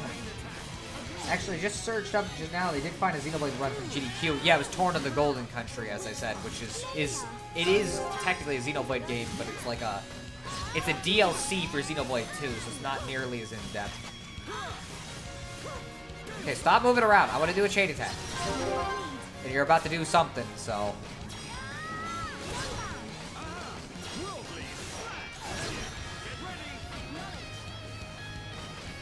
Oh, this is a good time to do this. Okay, well, it's just healing Aqua, so it didn't do that much, but still. Remember, since the bot's name was literally called M88 Worst. Oh, I didn't even notice it. Again, I barely even look at the enemy names because I'm just beating them up, basically. You know, I just know it's a robot, so I gotta beat him up. It's just how it works. I know we just played Undertale recently, and that game was all about how you don't need to kill everybody, but, like, this isn't Undertale either. Frisk never had to deal with a fucking, like, a force that literally wanted to wipe out all of humanity, definitively. You know, again, Asgore talked about it, but, like, it's pretty clear from the dialogue that he was not going to be able to go through it. That he was just hoping that it would never have to happen, because he didn't think he could do it. No, was a speedrun for Xenoblade Chronicles. Was not one of the DLCs. Oh, okay, that's cool then. I'm glad they did that. Sucks that I missed it. Also, GDQ has a spin-off called RPG Limit Break, which is literally just RPGs. Okay. Huh. I like how they named it after one thing from Final Fantasy VII that, like, doesn't really... It's not really, like, a major thing in all RPGs. It's just a thing from Final Fantasy VII.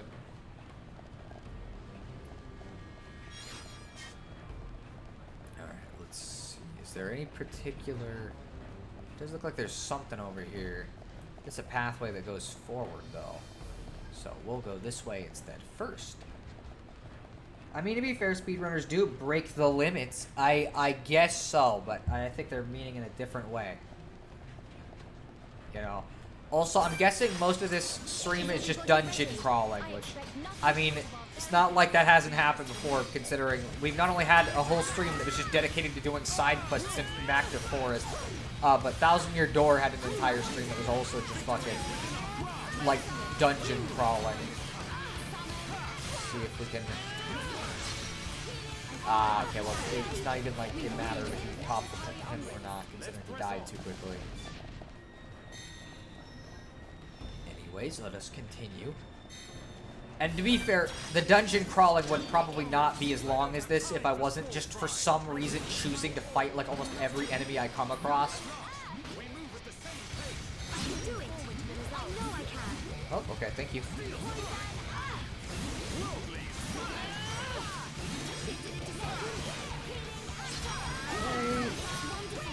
This... Just get rid of that guy in like one go. I mean, to be fair... Oh, wait, no, I already read that. Oh, great, another M88, the worst. There's also... well, this guy is more of a beast, if you catch my drift. You know.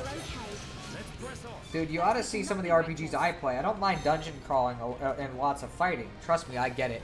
Well, I know, but it's like... I think I'm just predisposed to be more worried about it because I know that, like, I don't know. When you've watched enough gaming YouTube, you find out that, like, just the idea of, like, fighting a decent amount of enemies or, like, dungeon crawling in an RPG gets some people squirming in their chairs.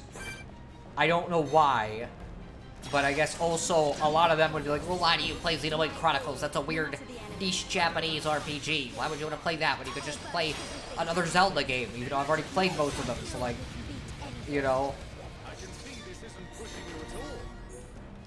At least it's not Mr. Beast. Yeah, I guess that's true. I don't really watch him, so I don't know like a lot in regards to him. I just know he's like real popular.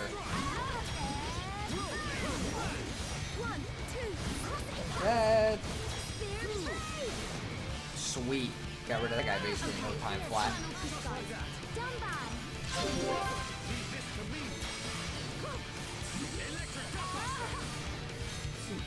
Essays. So this robot is something you have to finish before school the next day.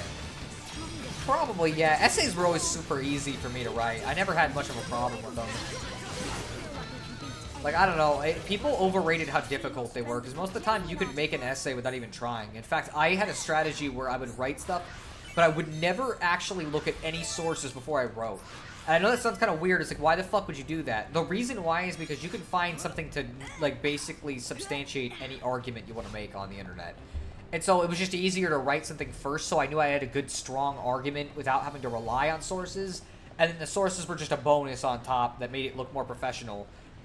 And that's it. Let's go grab this little blue guy, and then we'll actually start making progress. I've actually never seen Mr. Beast either. We're probably two of the only people in the world, from the sound of it, that haven't watched a Mr. Beast video, I guess.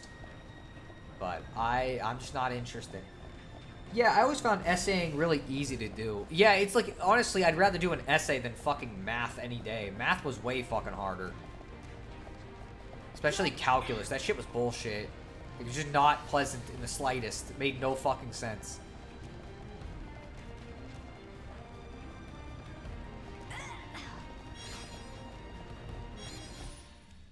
Fucking... I know this sounds weird, because it's like, they're very different songs, but there are parts of this song that almost feel like an orchestral remix of Chocolate Rain. Like the backing track. You're not gonna be able to hear it, so I guess I'll point it out next time it pops up in the song. But it's like, I noticed that it's like, you know, this kind of sounds like that. It's not exactly right, but it's like, it's got aspects of it, which I think is really funny. Oh gosh, yes, once we got the division, we started to find math tough. I started having trouble once, like, the algebra went from regular algebra to, like, really theoretical bullshit that was not based in reality at all. It just never made any sense to me. Alright, let us continue. What is with the grabby claws? What the fuck what purpose do these serve in a factory? Why am I going the wrong one? Like, it's fucking not at all the point.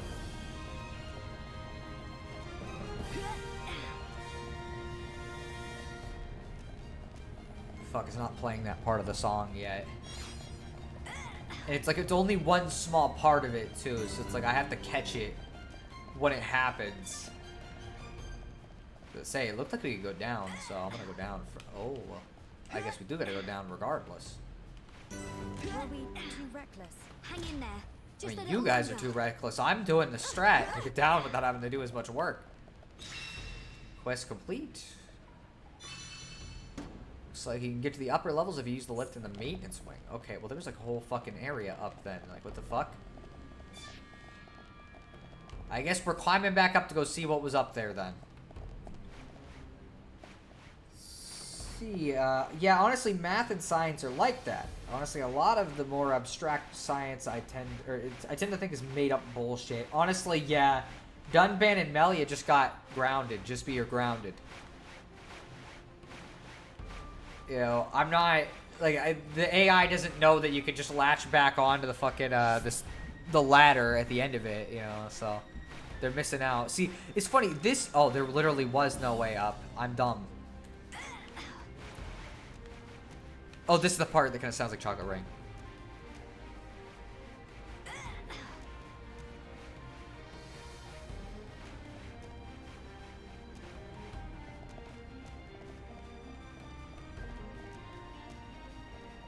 See, it's not exact, but it's got like attributes of it for some reason in my head. Oh man, okay. Don't hold back. Another named enemy. There's been so many named enemies in this area. I'm really surprised. I can do it. I know I can. Probably, yeah. It was like, okay, he's probably gonna join the fight here in a second. So let's get rid of this guy as quickly as we can.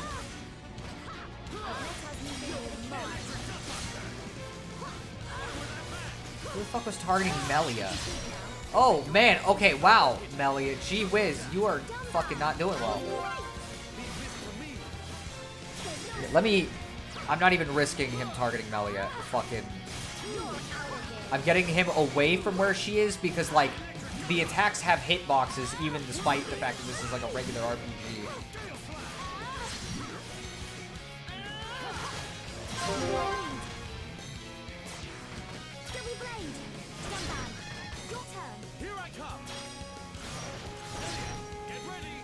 Let's see. Please give me another round. Please.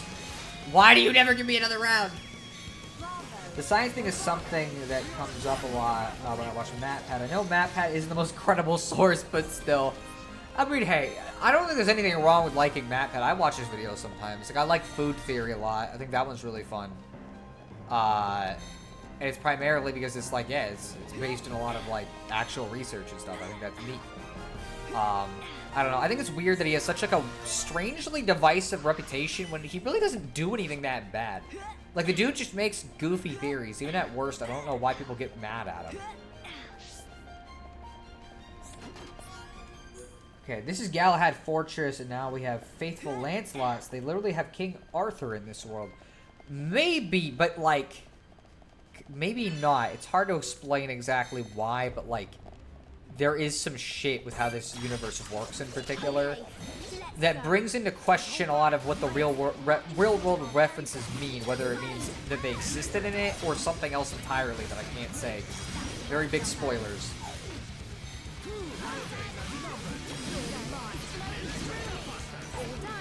Well, that was quick. Fucking Fiora just yawned. Like, it was fucking not even a thing she had to think about. What a fucking, like, just completely, like, yeah, you guys aren't even worth fucking thinking about. Complete burn.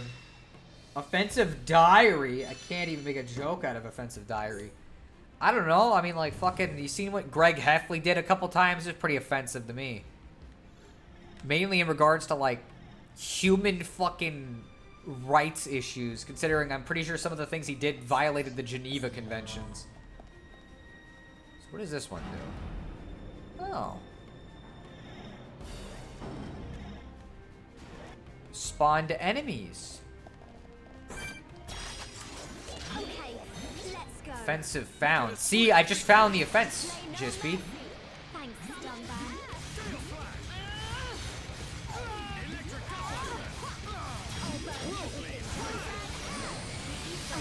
I don't know if you ever watched Diary of a Wimpy Kid, though, so you might not even really, like, understand what I'm referencing. That, despite how it sounds, it was not very innocent at all. That book series was, like, surprisingly fucked up. Greg was horrible. Like, he just did, like, the most evil shit he could pretty much constantly.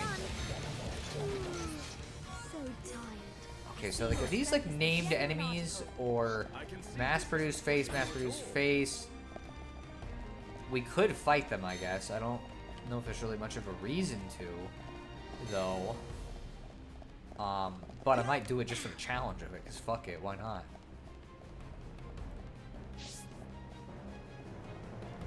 I say right before, oh, Temporal Gawain.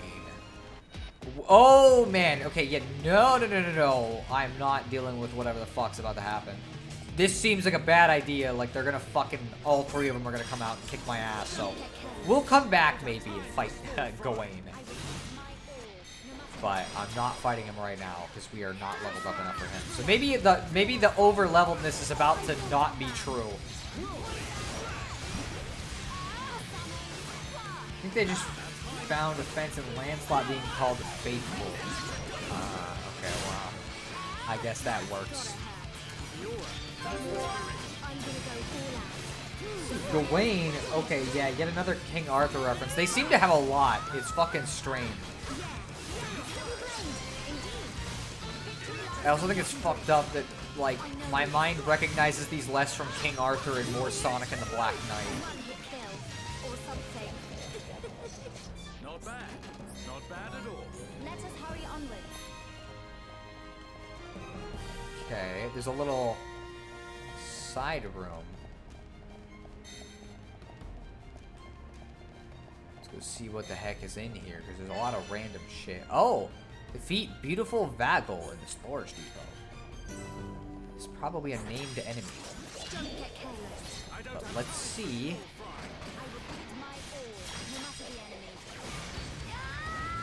I'm trying to remember what Gawain was known for in the Legends. I have no idea. Like, I'm just gonna be completely honest. Yay. Let's get rid of this guy as quickly as we can. Once he stops targeting me, of course.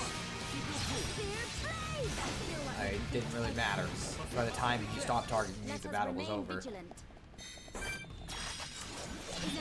Alright, might as well make sure we get rid of whatever we can before we do this.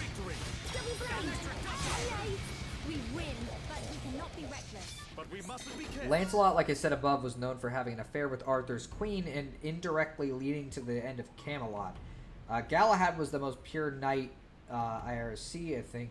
Percival was the one who found the Holy Grail. This one is fairy. Grab it and refill your hearts. That would be nice, wouldn't it?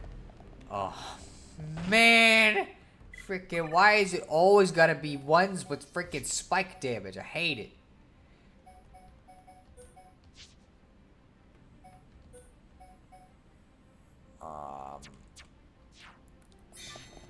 Okay, so first things first, let's get rid of those. And then I'll probably run from the fight and then come back. Oh boy, he's gonna target me, isn't he? Let's get rid of him. Okay. Oh my gosh. Dunban! Why are you targeting the frickin' other guy?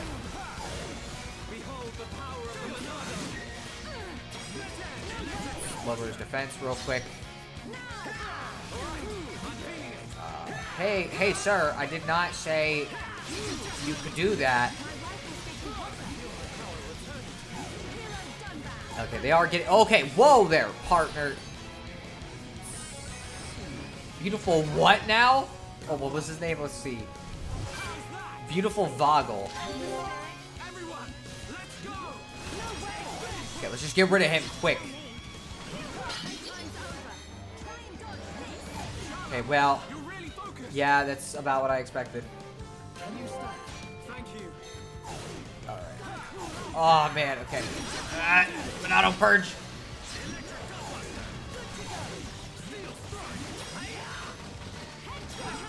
Okay, let's do that real quick, just in case. Okay. Okay. Let me do this. Come on. Let me purge. Okay. Okay. Okay, let me do this. We're gonna have him topple, and that should probably kill him.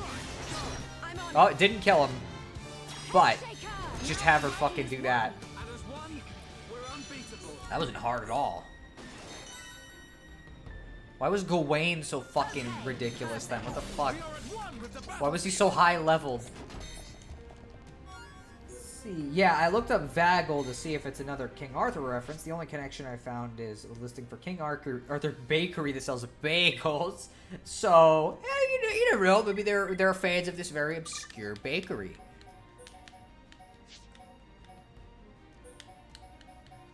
Let me see how our affinity chart is going, because, again, it takes fucking forever to actually have the affinity go up. It's one of my biggest issues with this fucking game. Her and Melia are actually becoming, like, better friends. Like, yeah, not amazing, but it's like, hey, they've improved a little bit at least.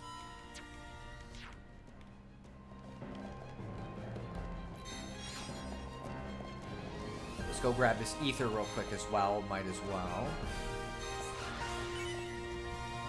See, I guess the translator thought Beautiful Bagel was too silly. That or they just, like, didn't really... They were just trying to come up with a name for an enemy that was kind of weird and off-kilter, and that was about what they came up with. Yeah, they're hitting all the King Arthur lore. I guess so. If this gets any more ridiculous, and we'll be getting references to knights who say knee, or the time King Arthur was replaced by football players in the 1990s. Fucking... they might as well, fuck it. You know? Just go all in. Let's see, is there any particular... There's a little pathway here that gives me an item, but not much else. Alright, let us go up this elevator now.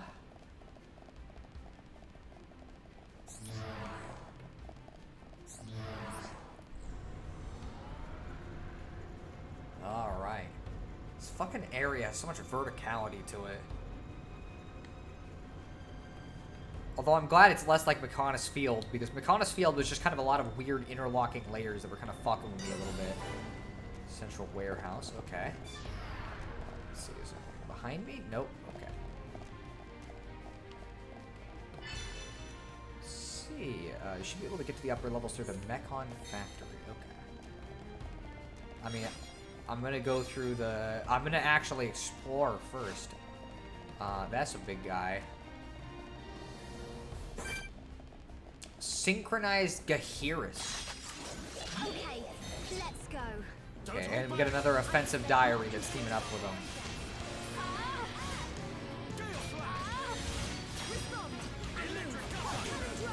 Let's just fucking laser him real quick.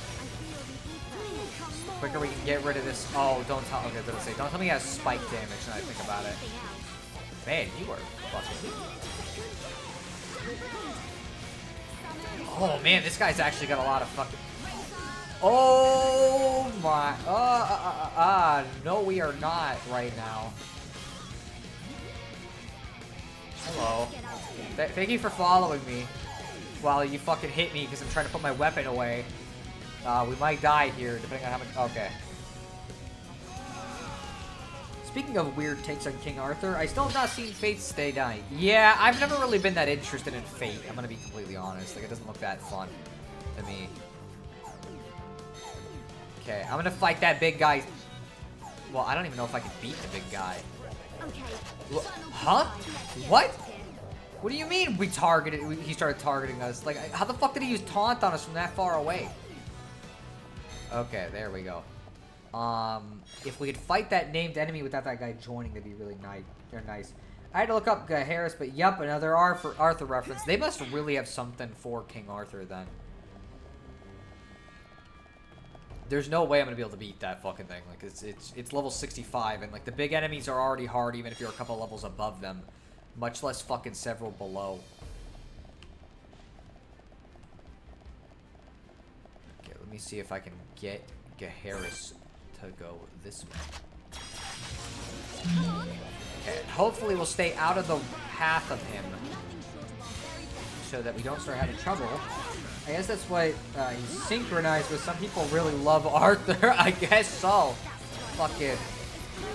Somebody was a real big fan of him in either the translator team or in the regular Xenoblade team. Let's see, can we break him?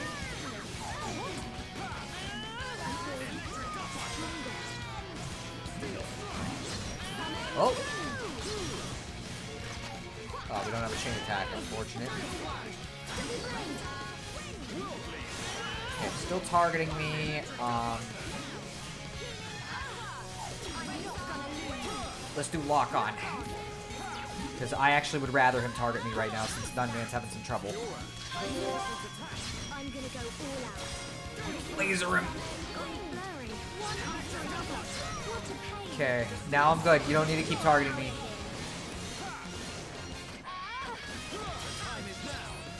Ah, I freaking didn't get it in time.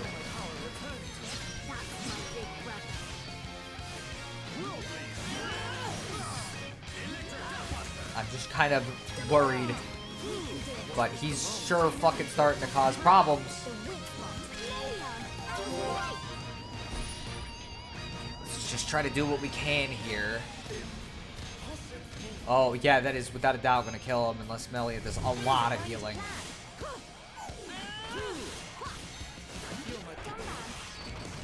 Topple. Okay, I'll daze him. There we go. Okay, we should be able to kill him before he can do anything else. The visions aren't always that useful, but in cases like this, it was a really good time to have them, because it's like, okay, well, I can fucking topple him before he can do much. Okay, wait, who? Who? Oh, okay. I guess we're going up some fucking stairs now. Because some guy really wanted to join in on the fight, and then not actually commit, I guess. So Kahara planned to kill you by doing his best Beyblade impression, I guess. He really let it rip there. Let's see, is there really any point to going anywhere? Well, I mean, I got some EXP for it, so I guess there's that. And there's some weird enemies at the end. Offensive Diary. I might fight him. Because, oh, why not? Because the levels are starting to go up on the enemies a bit. And so it's like, okay, well. Oh, thanks for slowing us down. The fucking random enemies on the top of the thing that I cannot hit. Speaking of Beyblade, on a forum earlier, I read something that is either the most offensive or ultra balls insane idea ever. What was it? Like, you can't just say that kind of thing and not tell me what the fuck it is.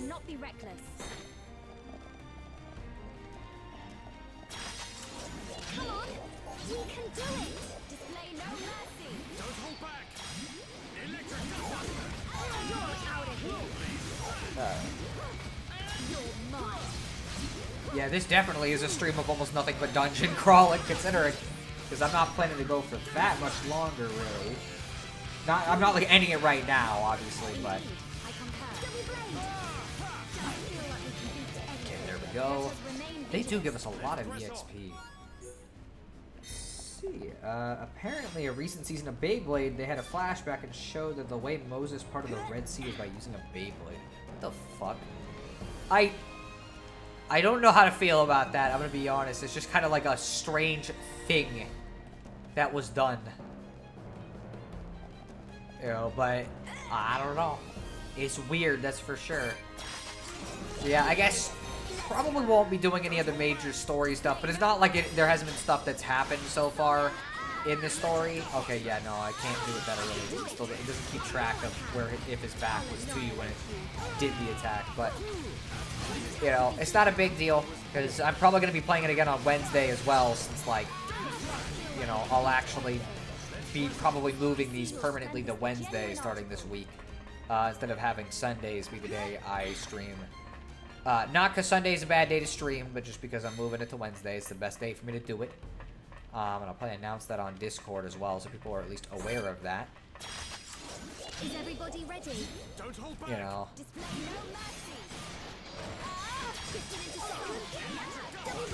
Yeah, me and Troy were talking the other night and brought up how anime likes to bring up historical events in weird ways. Yeah, that is true. I don't know why. And as one, we will always be victorious. I fight with pride and all my strength. Oh, okay. I don't know if that was like one of the generic ones or if that was like an actual like party conversation. Since I know each party has like different unique conversations that can come up if their affinity starts getting high enough. Okay, so I'm gonna go see if there's much of a reason to go on these watchtowers, since although this guy could pose a problem with that, considering that he is actually looking out for fights, and he may want to join if we go on top of the watchtower. So maybe I shouldn't do that.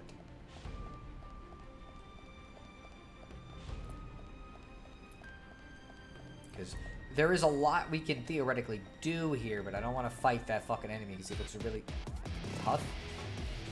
Okay, we're going up one of the watchtowers, I guess. I'd like it if I could... Okay, at least now we're targeting him. Yay. Oh, you're okay. Sir! What? Dunban's over here!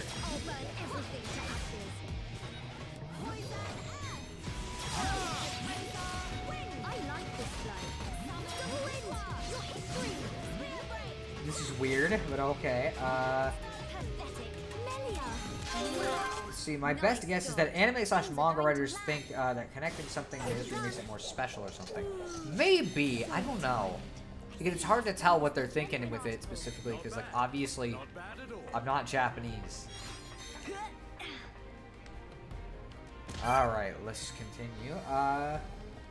And like cases like that, they don't realize it can come off as backwards or offensive. Yeah, that's probably true. I don't think they're very well aware of that fact. Which is just kind of how it goes, unfortunately. I expect nothing short of our very best. Make it a swift victory. Gale slash. I feel stronger. Electric gut Any attack, ready and waiting. And shall focus all my ether energy. Alright, let's if you can see it come off as backhanded when they use their own history in the story. Huh. Yeah, I guess they... Are they more careful about their own history or not? Like, I have no idea. Let's press on.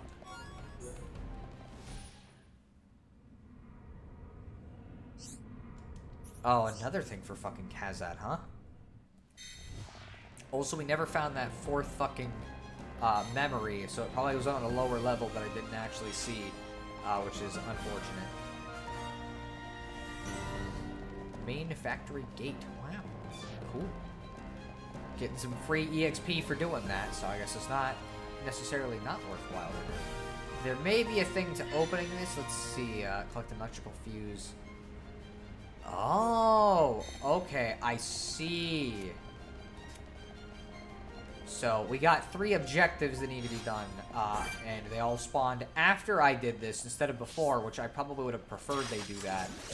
But what are you gonna do? Display no mercy. Don't hold back. Gale slash. Hey.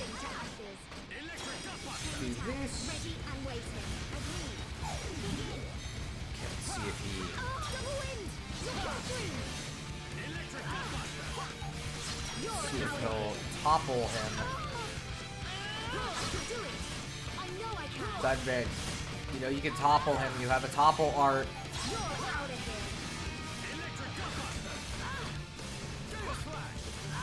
Man, he's not interested at all in doing that.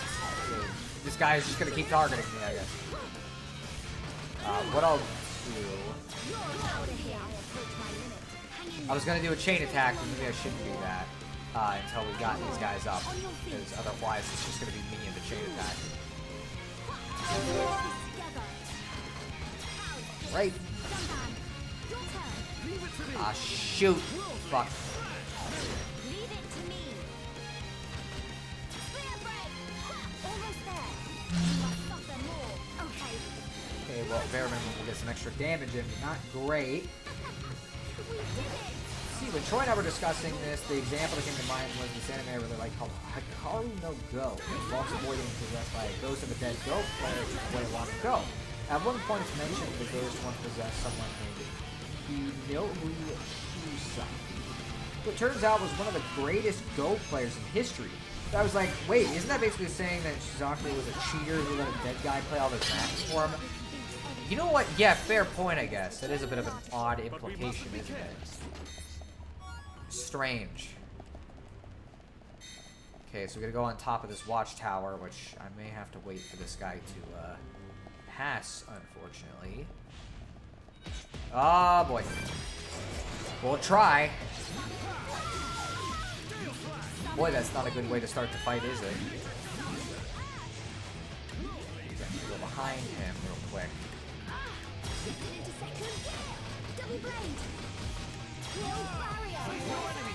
Oh, I guess I had bad fucking whatever, and so he was coming to cheer me up. But I was walking behind the guy so I could use the back attacks and do more damage. Black matter. Oh boy, wow, that's a problem, isn't it?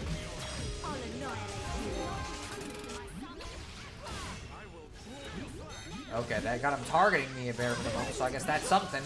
Gives her a second to heal him. Maybe. Also, Suzaku's a real person, by the way, in case I wasn't clear. Yeah, I figured that was what was going on. Man! There's no way we're beating this guy. Because, like, he's fucking just way too strong for where we're at, level-wise. I'd like it if you didn't do that fancy thing every time. Oh, man, really?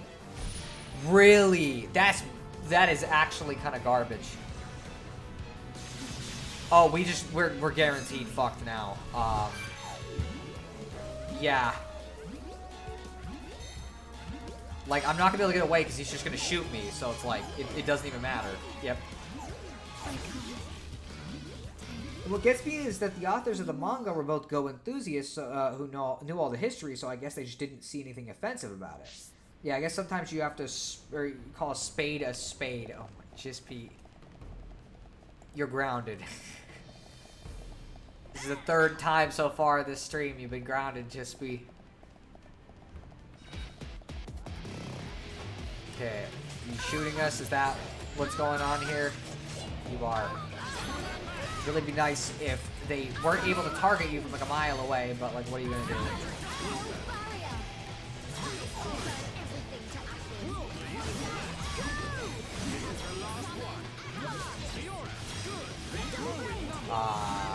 Okay, well, we killed that other guy real quick, so I didn't get to do the thing I was trying to do. Oh, it called another one, too. Okay. Grounded. You're gonna bury me with a spade? Just be... I feel like you're just trying to get grounded more. Man, we're having some trouble. I might need to change the party, like, just the party in general, really. Maybe that wasn't a good decision now that I'm thinking about it, considering now he's just gonna kill me. But hey, what are you gonna do? Well, he can revive me. Let's try to get this fucking guy dealt with, because he's causing us problems. Man, why do you always gotta be, like, behind me? I mean, I still haven't broken my record of 10 groundings in one stream yet. That's, yeah, it's kind of hard to even get that kind of a record to begin with. I don't even know how you remember that was your record. Oh boy, here we go. Oh man, he went back on purpose too, so he fucking, I couldn't kill him. Okay. Man, fucking. Oh, hello, sir. Yeah, I'm not surprised you're feeling bad, Dunban, and shit's just not going well in this battle at all. Is there a team that would be more effective here? Probably, yeah, because again, Melly is not really the greatest healer. It's not really her strength. It's a thing she can do, but it's like, it's not what she's that great at, and it's usually a lot better if she has like a fucking... If she's being controlled by not the AI, which I guess I could just play as her, but still. He's gonna fucking shoot me. Man, I hate that he can do this. Like, what a stupid fucking thing.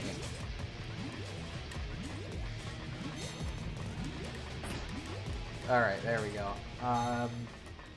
Sad thing is I think that a record was achieved in an Omori stream. Ah, I see. Well, what's the problem with that? It was a good stream, probably. Alright, let's go get this guy. And at least that other guy can't fucking get us here. But it sucks that I have to refight these other enemies too. And probably should get rid of these before I do anything else, although we get a quest thing that they're telling us about first.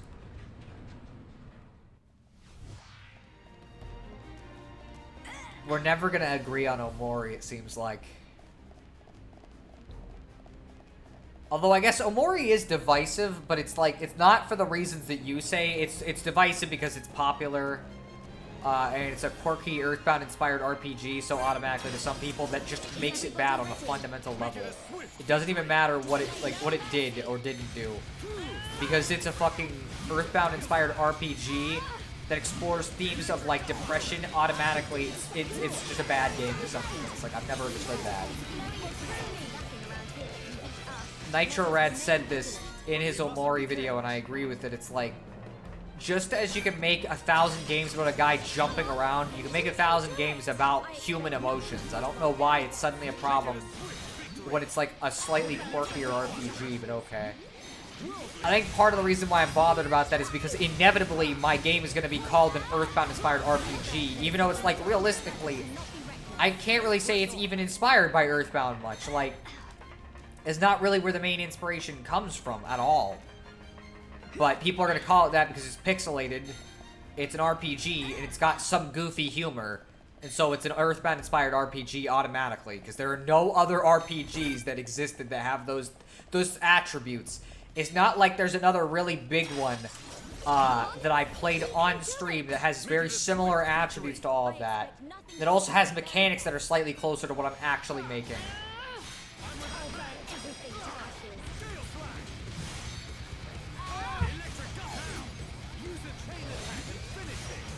I will use a chain attack on the other guy.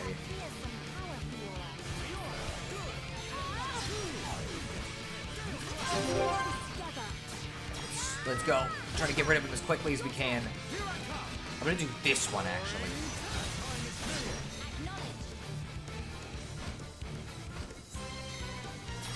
Let's do that.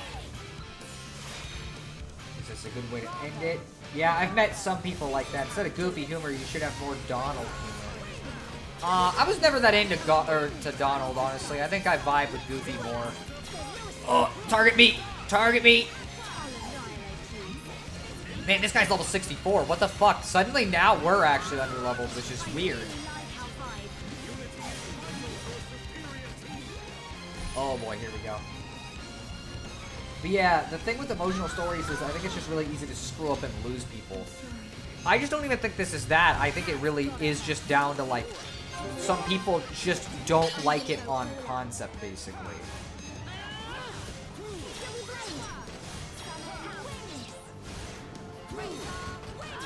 I'm just trying to get him to target me.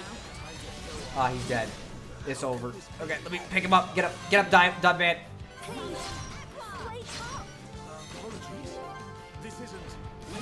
Alright, I might change my party after this, just because, like, we've been using the same party for a bit. Although it also might just be better to stick it out for the rest of the episode, considering we're fucking been doing it up to this point, so, you know. Okay. Alright, let's do you. Do this.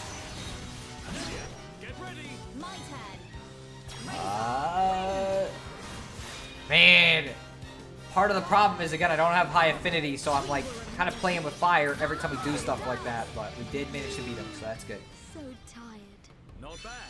There's actually a few Donald Duck cartoons I like to watch around Halloween. One of them involves Donald trying to deliver a package he doesn't know is a bomb, but keeps having to deal with this black cat. Kind of relatable, that. Yeah, it sounds like it would be for you, considering you're always dealing with strange cats.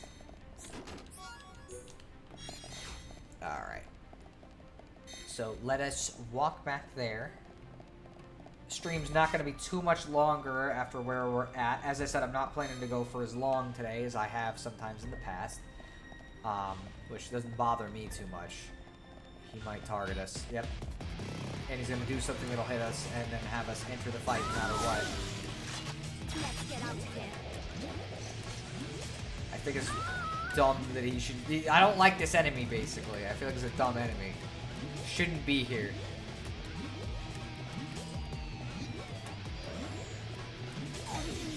Man! Okay, there we go. But yes, I don't know. I just think people like to conflate any game that has, like, certain styling automatically. It's gotta be this, just because, like, they can't imagine that there's any RPGs with goofy humor that aren't Earthbound games. I think some people just don't like really sad themes, especially men sometimes are just insecure. Other times I've heard people say that depression themes come off as just people whining. Actually, some people have met really sour and depressed people in general. That's more of a them problem at that point, I feel like. Okay, well, clearly the game did not want us to go here yet. Considering...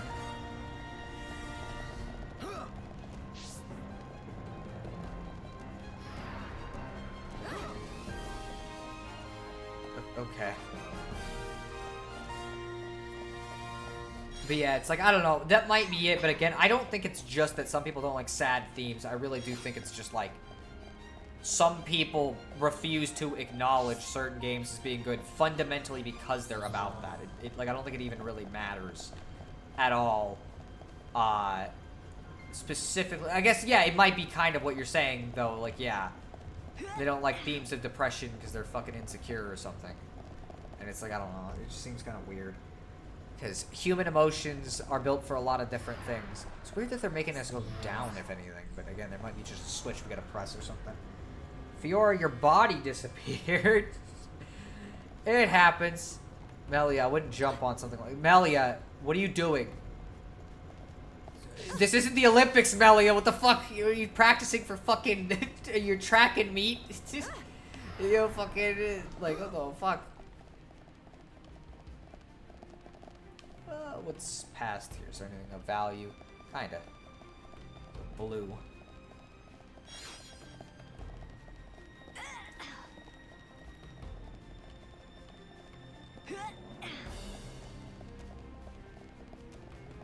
Alright. So I guess this switch that we already pressed, I think, is actually something they wanted me to press. Okay, well, we're starting off that fight not good. So that's nice. Said I do find depression and other sad themes are easy to screw up. I've seen a lot of stories that try to make you feel sad but just don't work. One easy example is Spider-Man, where after a while I just think of Peter Piper as a whiner. That's probably fair, yeah. I understand. Like, I think it depends on how it's handled in specific.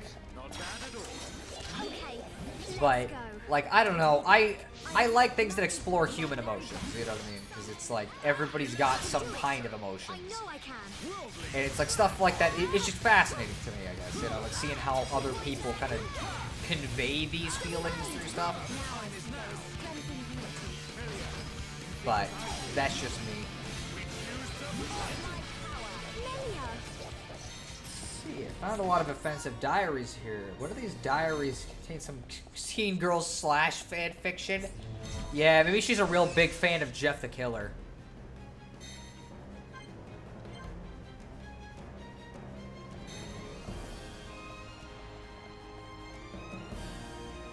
Alright. Oh, there's an ether thing there, but like realistically, I don't... Fuck it, let's just get it. Who cares? It's not gonna take that much longer. Surprised that kind of fall does 1,000 damage, and yet you can fall like fucking 3 times as much, and it feels like it does 2,000 damage, but okay. That would be pretty offensive, yeah. Yeah, it would be. Alright, let's go back up the elevator now, and then now we can probably actually go up the way we were supposed to.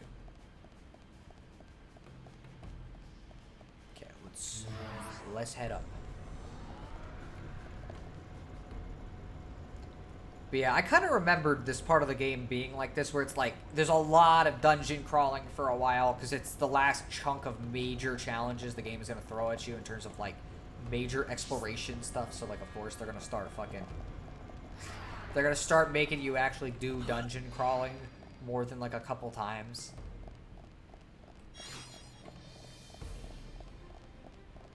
You know, so, I don't know. Again, as I said, we're not far away from the end, comparatively speaking. I'm not going to say we're there, obviously. We're not finishing this stream or next stream, but we've been making real good progress pretty consistently. I'm keeping track of where we're at, too, via, like, a Let's Play. I've looked at the episodes of where they're at, because it's like, I'm kind of interested to see, like, oh, how far did we make it in this stream? And it's like, it's just been very fast compared to what I thought it would be. There we go. Get no EXP for these story quests, which is a little unfortunate. So let's go up the pipe. Is there any reason you want to go on this little platform? It doesn't look like it. You can, but like it doesn't look like there's a reason to.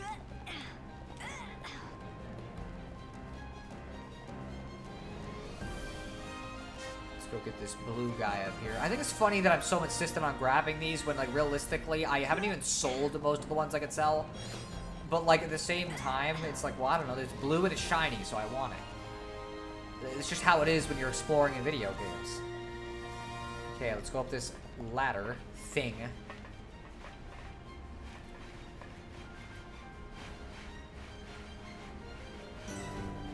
Mechon Factory. Yeah, it sure is. See, is there anything that way? Nope. Let's see. Yeah, that's how I am a lot of the times, too. Gotta get all the thingies. Yeah, it's just fun. It's why I like collectathons too. Some, if they're well made, I guess I should say specifically, because there are some really bad collectathons. In fact, I thought I didn't like stuff like Banjo-Kazooie for a real long time, because it was like, okay, well, I didn't like Yooka-Laylee, and then I found out Yooka-Laylee is just bad. Is everybody ready? I expect nothing short of our Heck, you've very seen best. me double back on RPGs to look for treasure. That's true. You've been looking for all the hidden treasure chests you can find in Super Mario RPG, which I think is really fun.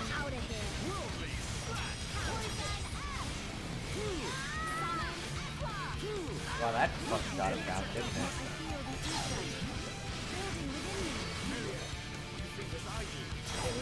Okay, well, I shouldn't have done that laser attack, because now I have to watch the whole animation play out. We cannot be reckless. I can see this isn't pushing you at I'm glad this is one thing they changed in later games, that you don't have to watch the whole animation. So what you're saying is Yooka-Laylee is the M88 worst? I guess so, yes. It was not very good at all. It's like every world was fucking massive for no reason. Like, imagine if every world was like exploring this factory in this game, except it's a fucking collectathon platformer. It was not pleasant to play. Also, the game was like weirdly fucking slippery to control, which I didn't really like either.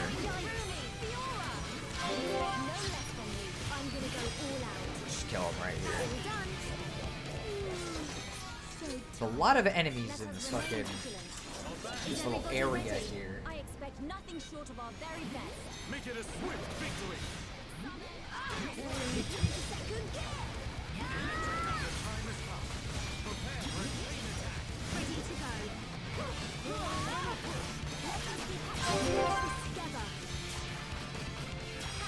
Oh wait, wrong one, but whatever. Toppling him is just gonna do that, but I guess Melia will get to do something. Ooh, okay. Fuck, yeah, that is a problem, isn't it? I'll just up my attack, might as well. Man, why are you doing this now? I'm doing such a fucking bad job. Like, I could have killed all those enemies with that, but I didn't think it would give me extra rounds because I haven't been used to it doing that. So it's like I fucked it up.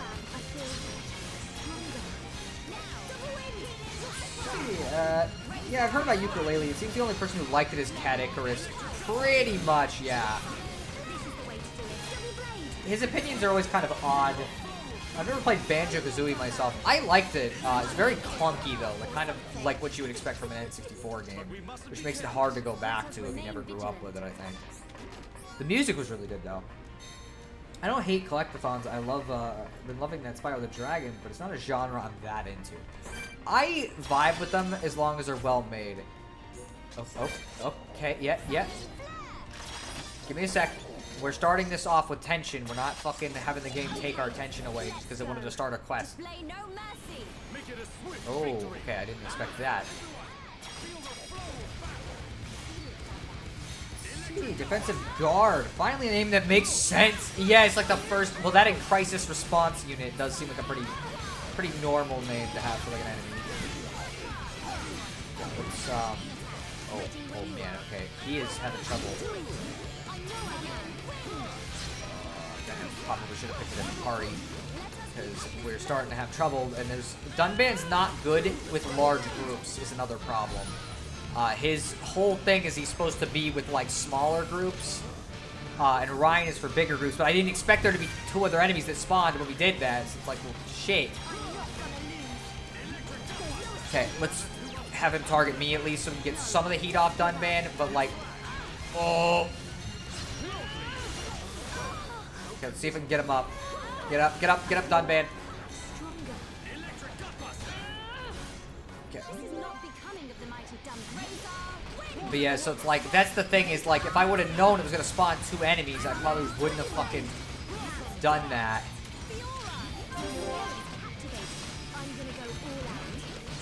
Let's try, oh man, fucking, this is not doing jack shit to him either. Okay, let's fucking try something here. Shoot, okay, I'm gonna put on this just in case, so I've got something ready. We'll have him lower defense, so at least we can do more damage if it doesn't fucking work out. Oh, man, okay. Do that. Of course, it doesn't give me any other fucking rounds. Must be responding to a Xeno crisis. I'm fucking having a Xeno crisis right now. Because I'm having... What? Really? What the frick? No, that's not fair. That's not fair. That is... Oh, man, we're fucked. He's blocking the exit. We are not going to be able to win this. We've lost. Like, there's just nothing we can do. Because they spawned so many fucking enemies for no reason.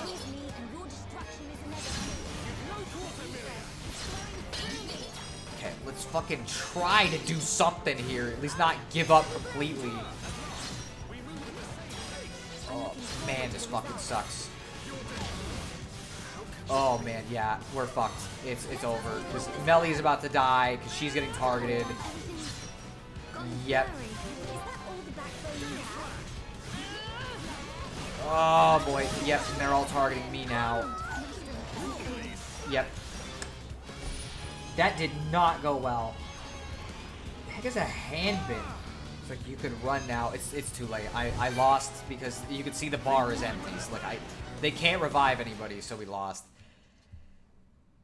Seems like kind of a cheap trick. I'm gonna be real with you. Like it seems a little unfair to be like, oh, by the way, guess what? This enemy spawned like fucking 10 more enemies at once, and so now you have to go back through the same area again. It's like, I don't know. I don't feel like that's my fault that I didn't see that coming.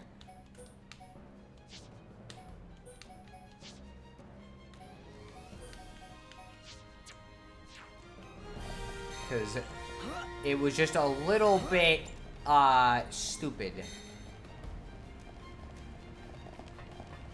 So I don't know. I guess I'm sour because it's like I was kind of winning, and then those two other people, or at least I had a chance of winning, and then those two other enemies joined and just guaranteed we lost. And it's like, well, okay, I don't really think I could have done much about that. Let's see, yeah, but at least you don't have to redo everything you did before, like in RPGs where dying just reloads your last save.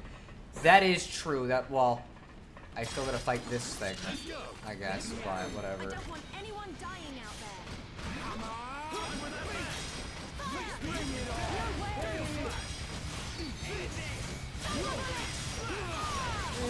That, and then... Okay, well, maybe that wasn't my best decision, I'm gonna be completely honest, considering he had spike damage, but whatever, we got rid of him in almost like one go, so...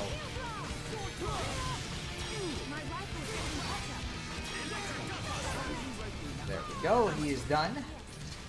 Okay, I'm gonna try to beat this next fight, and if I can, that's where we'll end it. If I can't, that's where we'll end it. At least the big one at the end. It sucks that I still have to basically redo all of these enemies again. So that's really stupid.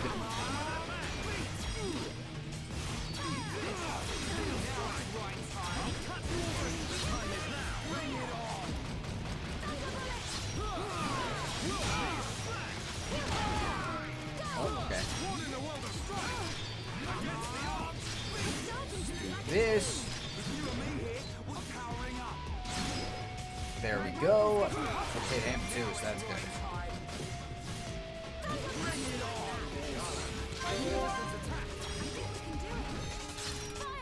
Okay, so now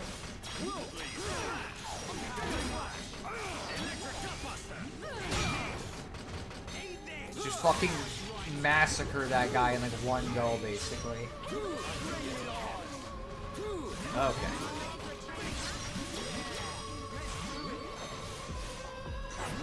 There we go. I think it's funny how Charlotte healed me at the end of that. Okay, let's fight you. I figured you'd target us, so I'm gonna try to fill up my fucking auto attack thing down to the bottom, since that was really just what I have.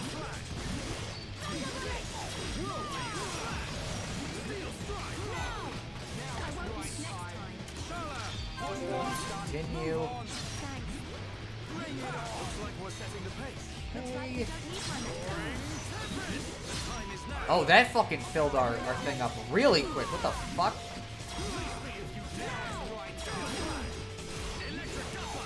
Alright. should be dead in like a second here. I'm not gonna waste any like major thing on him as far as that middle attack goes, because I'd rather use this for what's about to occur. What? Oh, there's another one. Okay.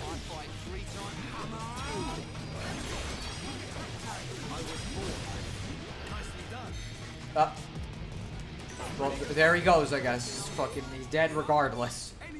Let's keep on going like this, guys. Okay. Don't let a single one escape. Okay, I'm gonna let Ryan run first because he needs to take the aggro from everybody if he can, since he is going to be kind of a problem, and then I'll start targeting this guy in particular if I can, because he keeps running.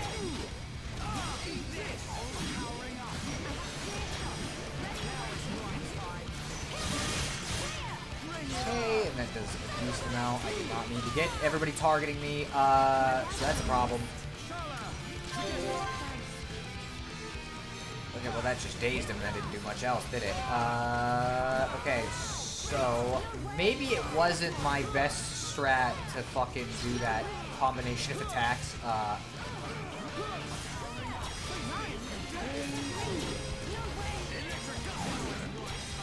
Okay, let's do this.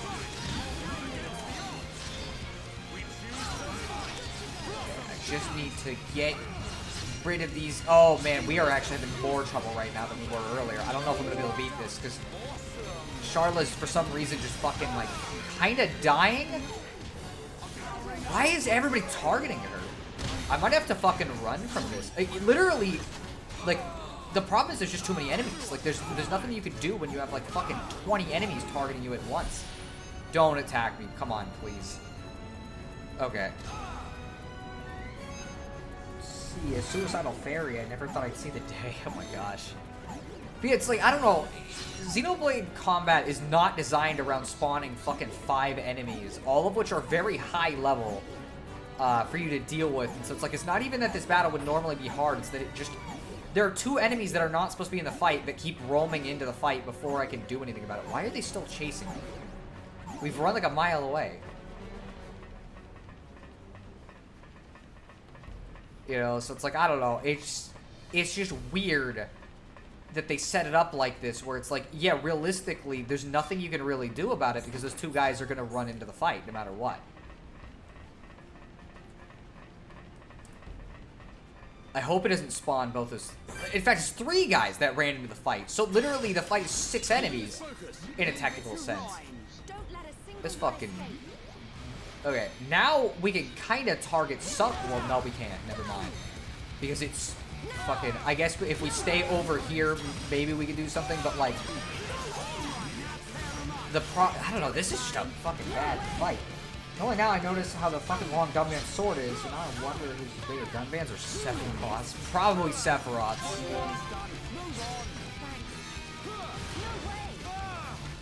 Okay, let me have him target me only.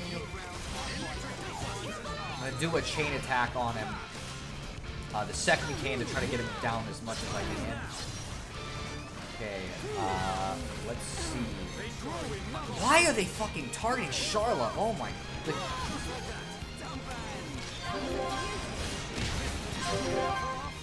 Like, literally, they always target him for some reason. Okay, let's...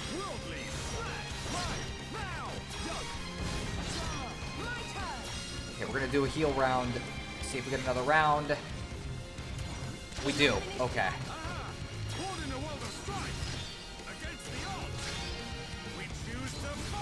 Okay, this should hopefully get rid of one of them. Okay, well, it's close. Close enough. Timing is everything. Remember that. Yeah. You like that? Right. That's the spirit. Guess I gotta try harder. Okay, let's daze him for like a second. Why are they... Man, come on. This is just not fair. Like, the only good thing that's coming from this is the guy is blocking the 2 other enemies so they can't, like, come in and wreak as much havoc. It's like, man... Fucking... Even then, it's like, there's just too many people.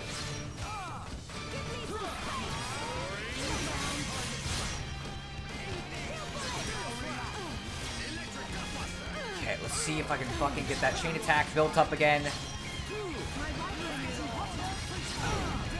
do this. That was more hardcore than Crisis Core. Fucking. It's too hardcore. Okay. Okay, let's go. Chain attack. It lowers defense.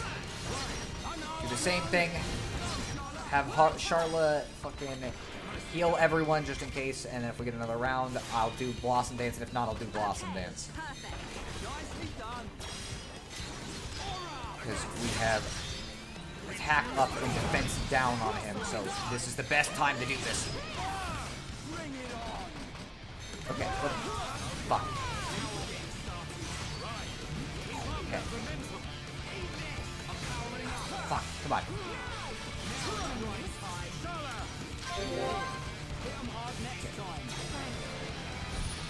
Oh, okay. And you need to do everything while you can. You could say this is a time crisis. Oh my gosh. Well, so why is freaking... Man, why Charla? We're gonna have to just fucking revive her, I guess. Because literally, for some reason, this guy just has something against Charla in particular. Okay, let's see if I can fucking get him to target me. Yeah, okay, that didn't work. Oh, you know what I could just do? Oh, man, okay, well, I did it too late to save her, but... Okay, let's daze him.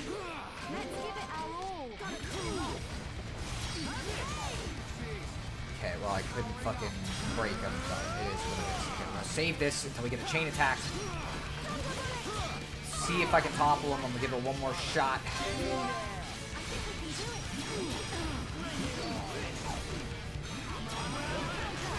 Okay, let's go. Finally. Alright, so, that's... We can't exactly do much with this, so I guess the best thing we can do is break him. And that way I can topple him and then use Blossom Dance.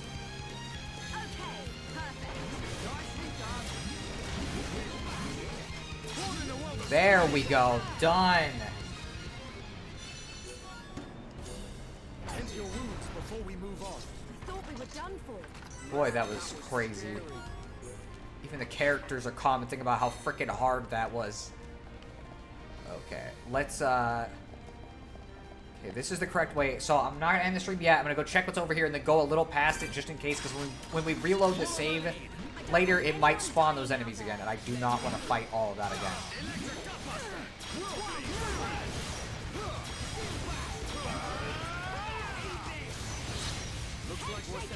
Alright, there we go. Let's see, hope this battle ends soon. I'm having trouble thinking of other things with Crisis in the title. Don't worry, it's done. We beat him. Oh, okay, well, I don't know why you didn't join in before, but sure.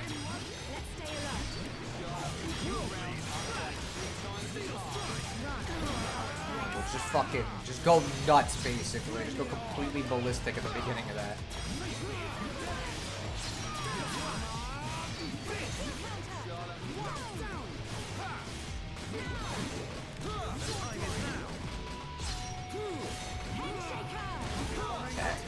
There we go. I guess this was the final Crisis. I guess so. It sure was a fucking crisis. So anyways, I'm gonna probably end the stream in a couple minutes here since I gotta go to church soon, obviously. And today, because I'm helping in the sound booth there now, we got like a whole thing I gotta make sure I'm prepped for because it's a little bit more complicated than usual. So we'll start, or I guess we'll leave off here, you know? It's not a bad place, not a bad view. Let me save the game just in case real quick. 45 hours, wow, okay. We've been playing this for a while. I guess part of it's because, like, the last several streams we've made a lot of progress in this game compared to usual. Alright, let's see. So anyways, I'm going to end the stream probably, like, in about, like, 2 minutes. So I'll give you time to give any last comments. Yeah, we've been playing for 5 months. Well, that's the thing is, like, part of the reason why I'm playing Xenoblade so much is I'm making up for the fact that, like, there was a 5-month gap where I didn't play any Xenoblade. Because if I had been playing it, we would have already finished it by now. And so it's like, I feel like giving it this much priority means it kind of covers the loss, since like I was doing Xenoblade real consistently for a while and then just stopped for a while when it was like, okay, well, people don't show up to the Xenoblade streams as much. But now I don't care, because it's like, well, I've played enough games. Like Thousand Year Door, barely anybody showed up to that too because they couldn't. So now it doesn't bother me, and I just want to play it because I like it, because it's fun. You know. So, I don't know.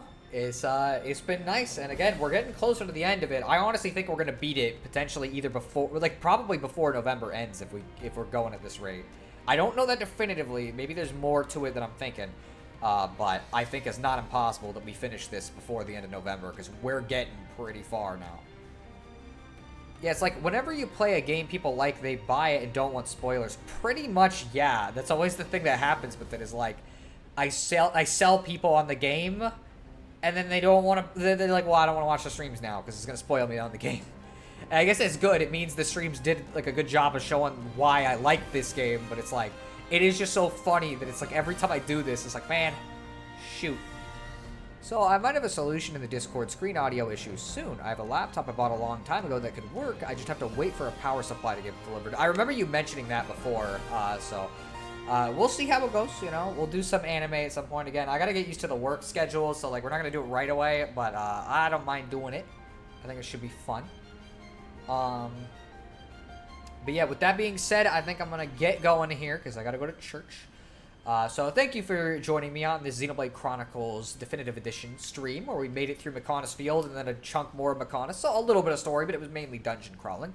Next time, surprise, surprise, we're going to be playing Xenoblade. Part of me is thinking maybe we should start those Bible anime I put up on the archive. If you want to, that's fine. I don't think Troy and Geek would enjoy it, but I wouldn't mind it, I guess. But yeah, that being said, I hope you guys have a good week. I'll see you on Wednesday, so we can do some more Xenoblade. And have a good rest of your Sunday.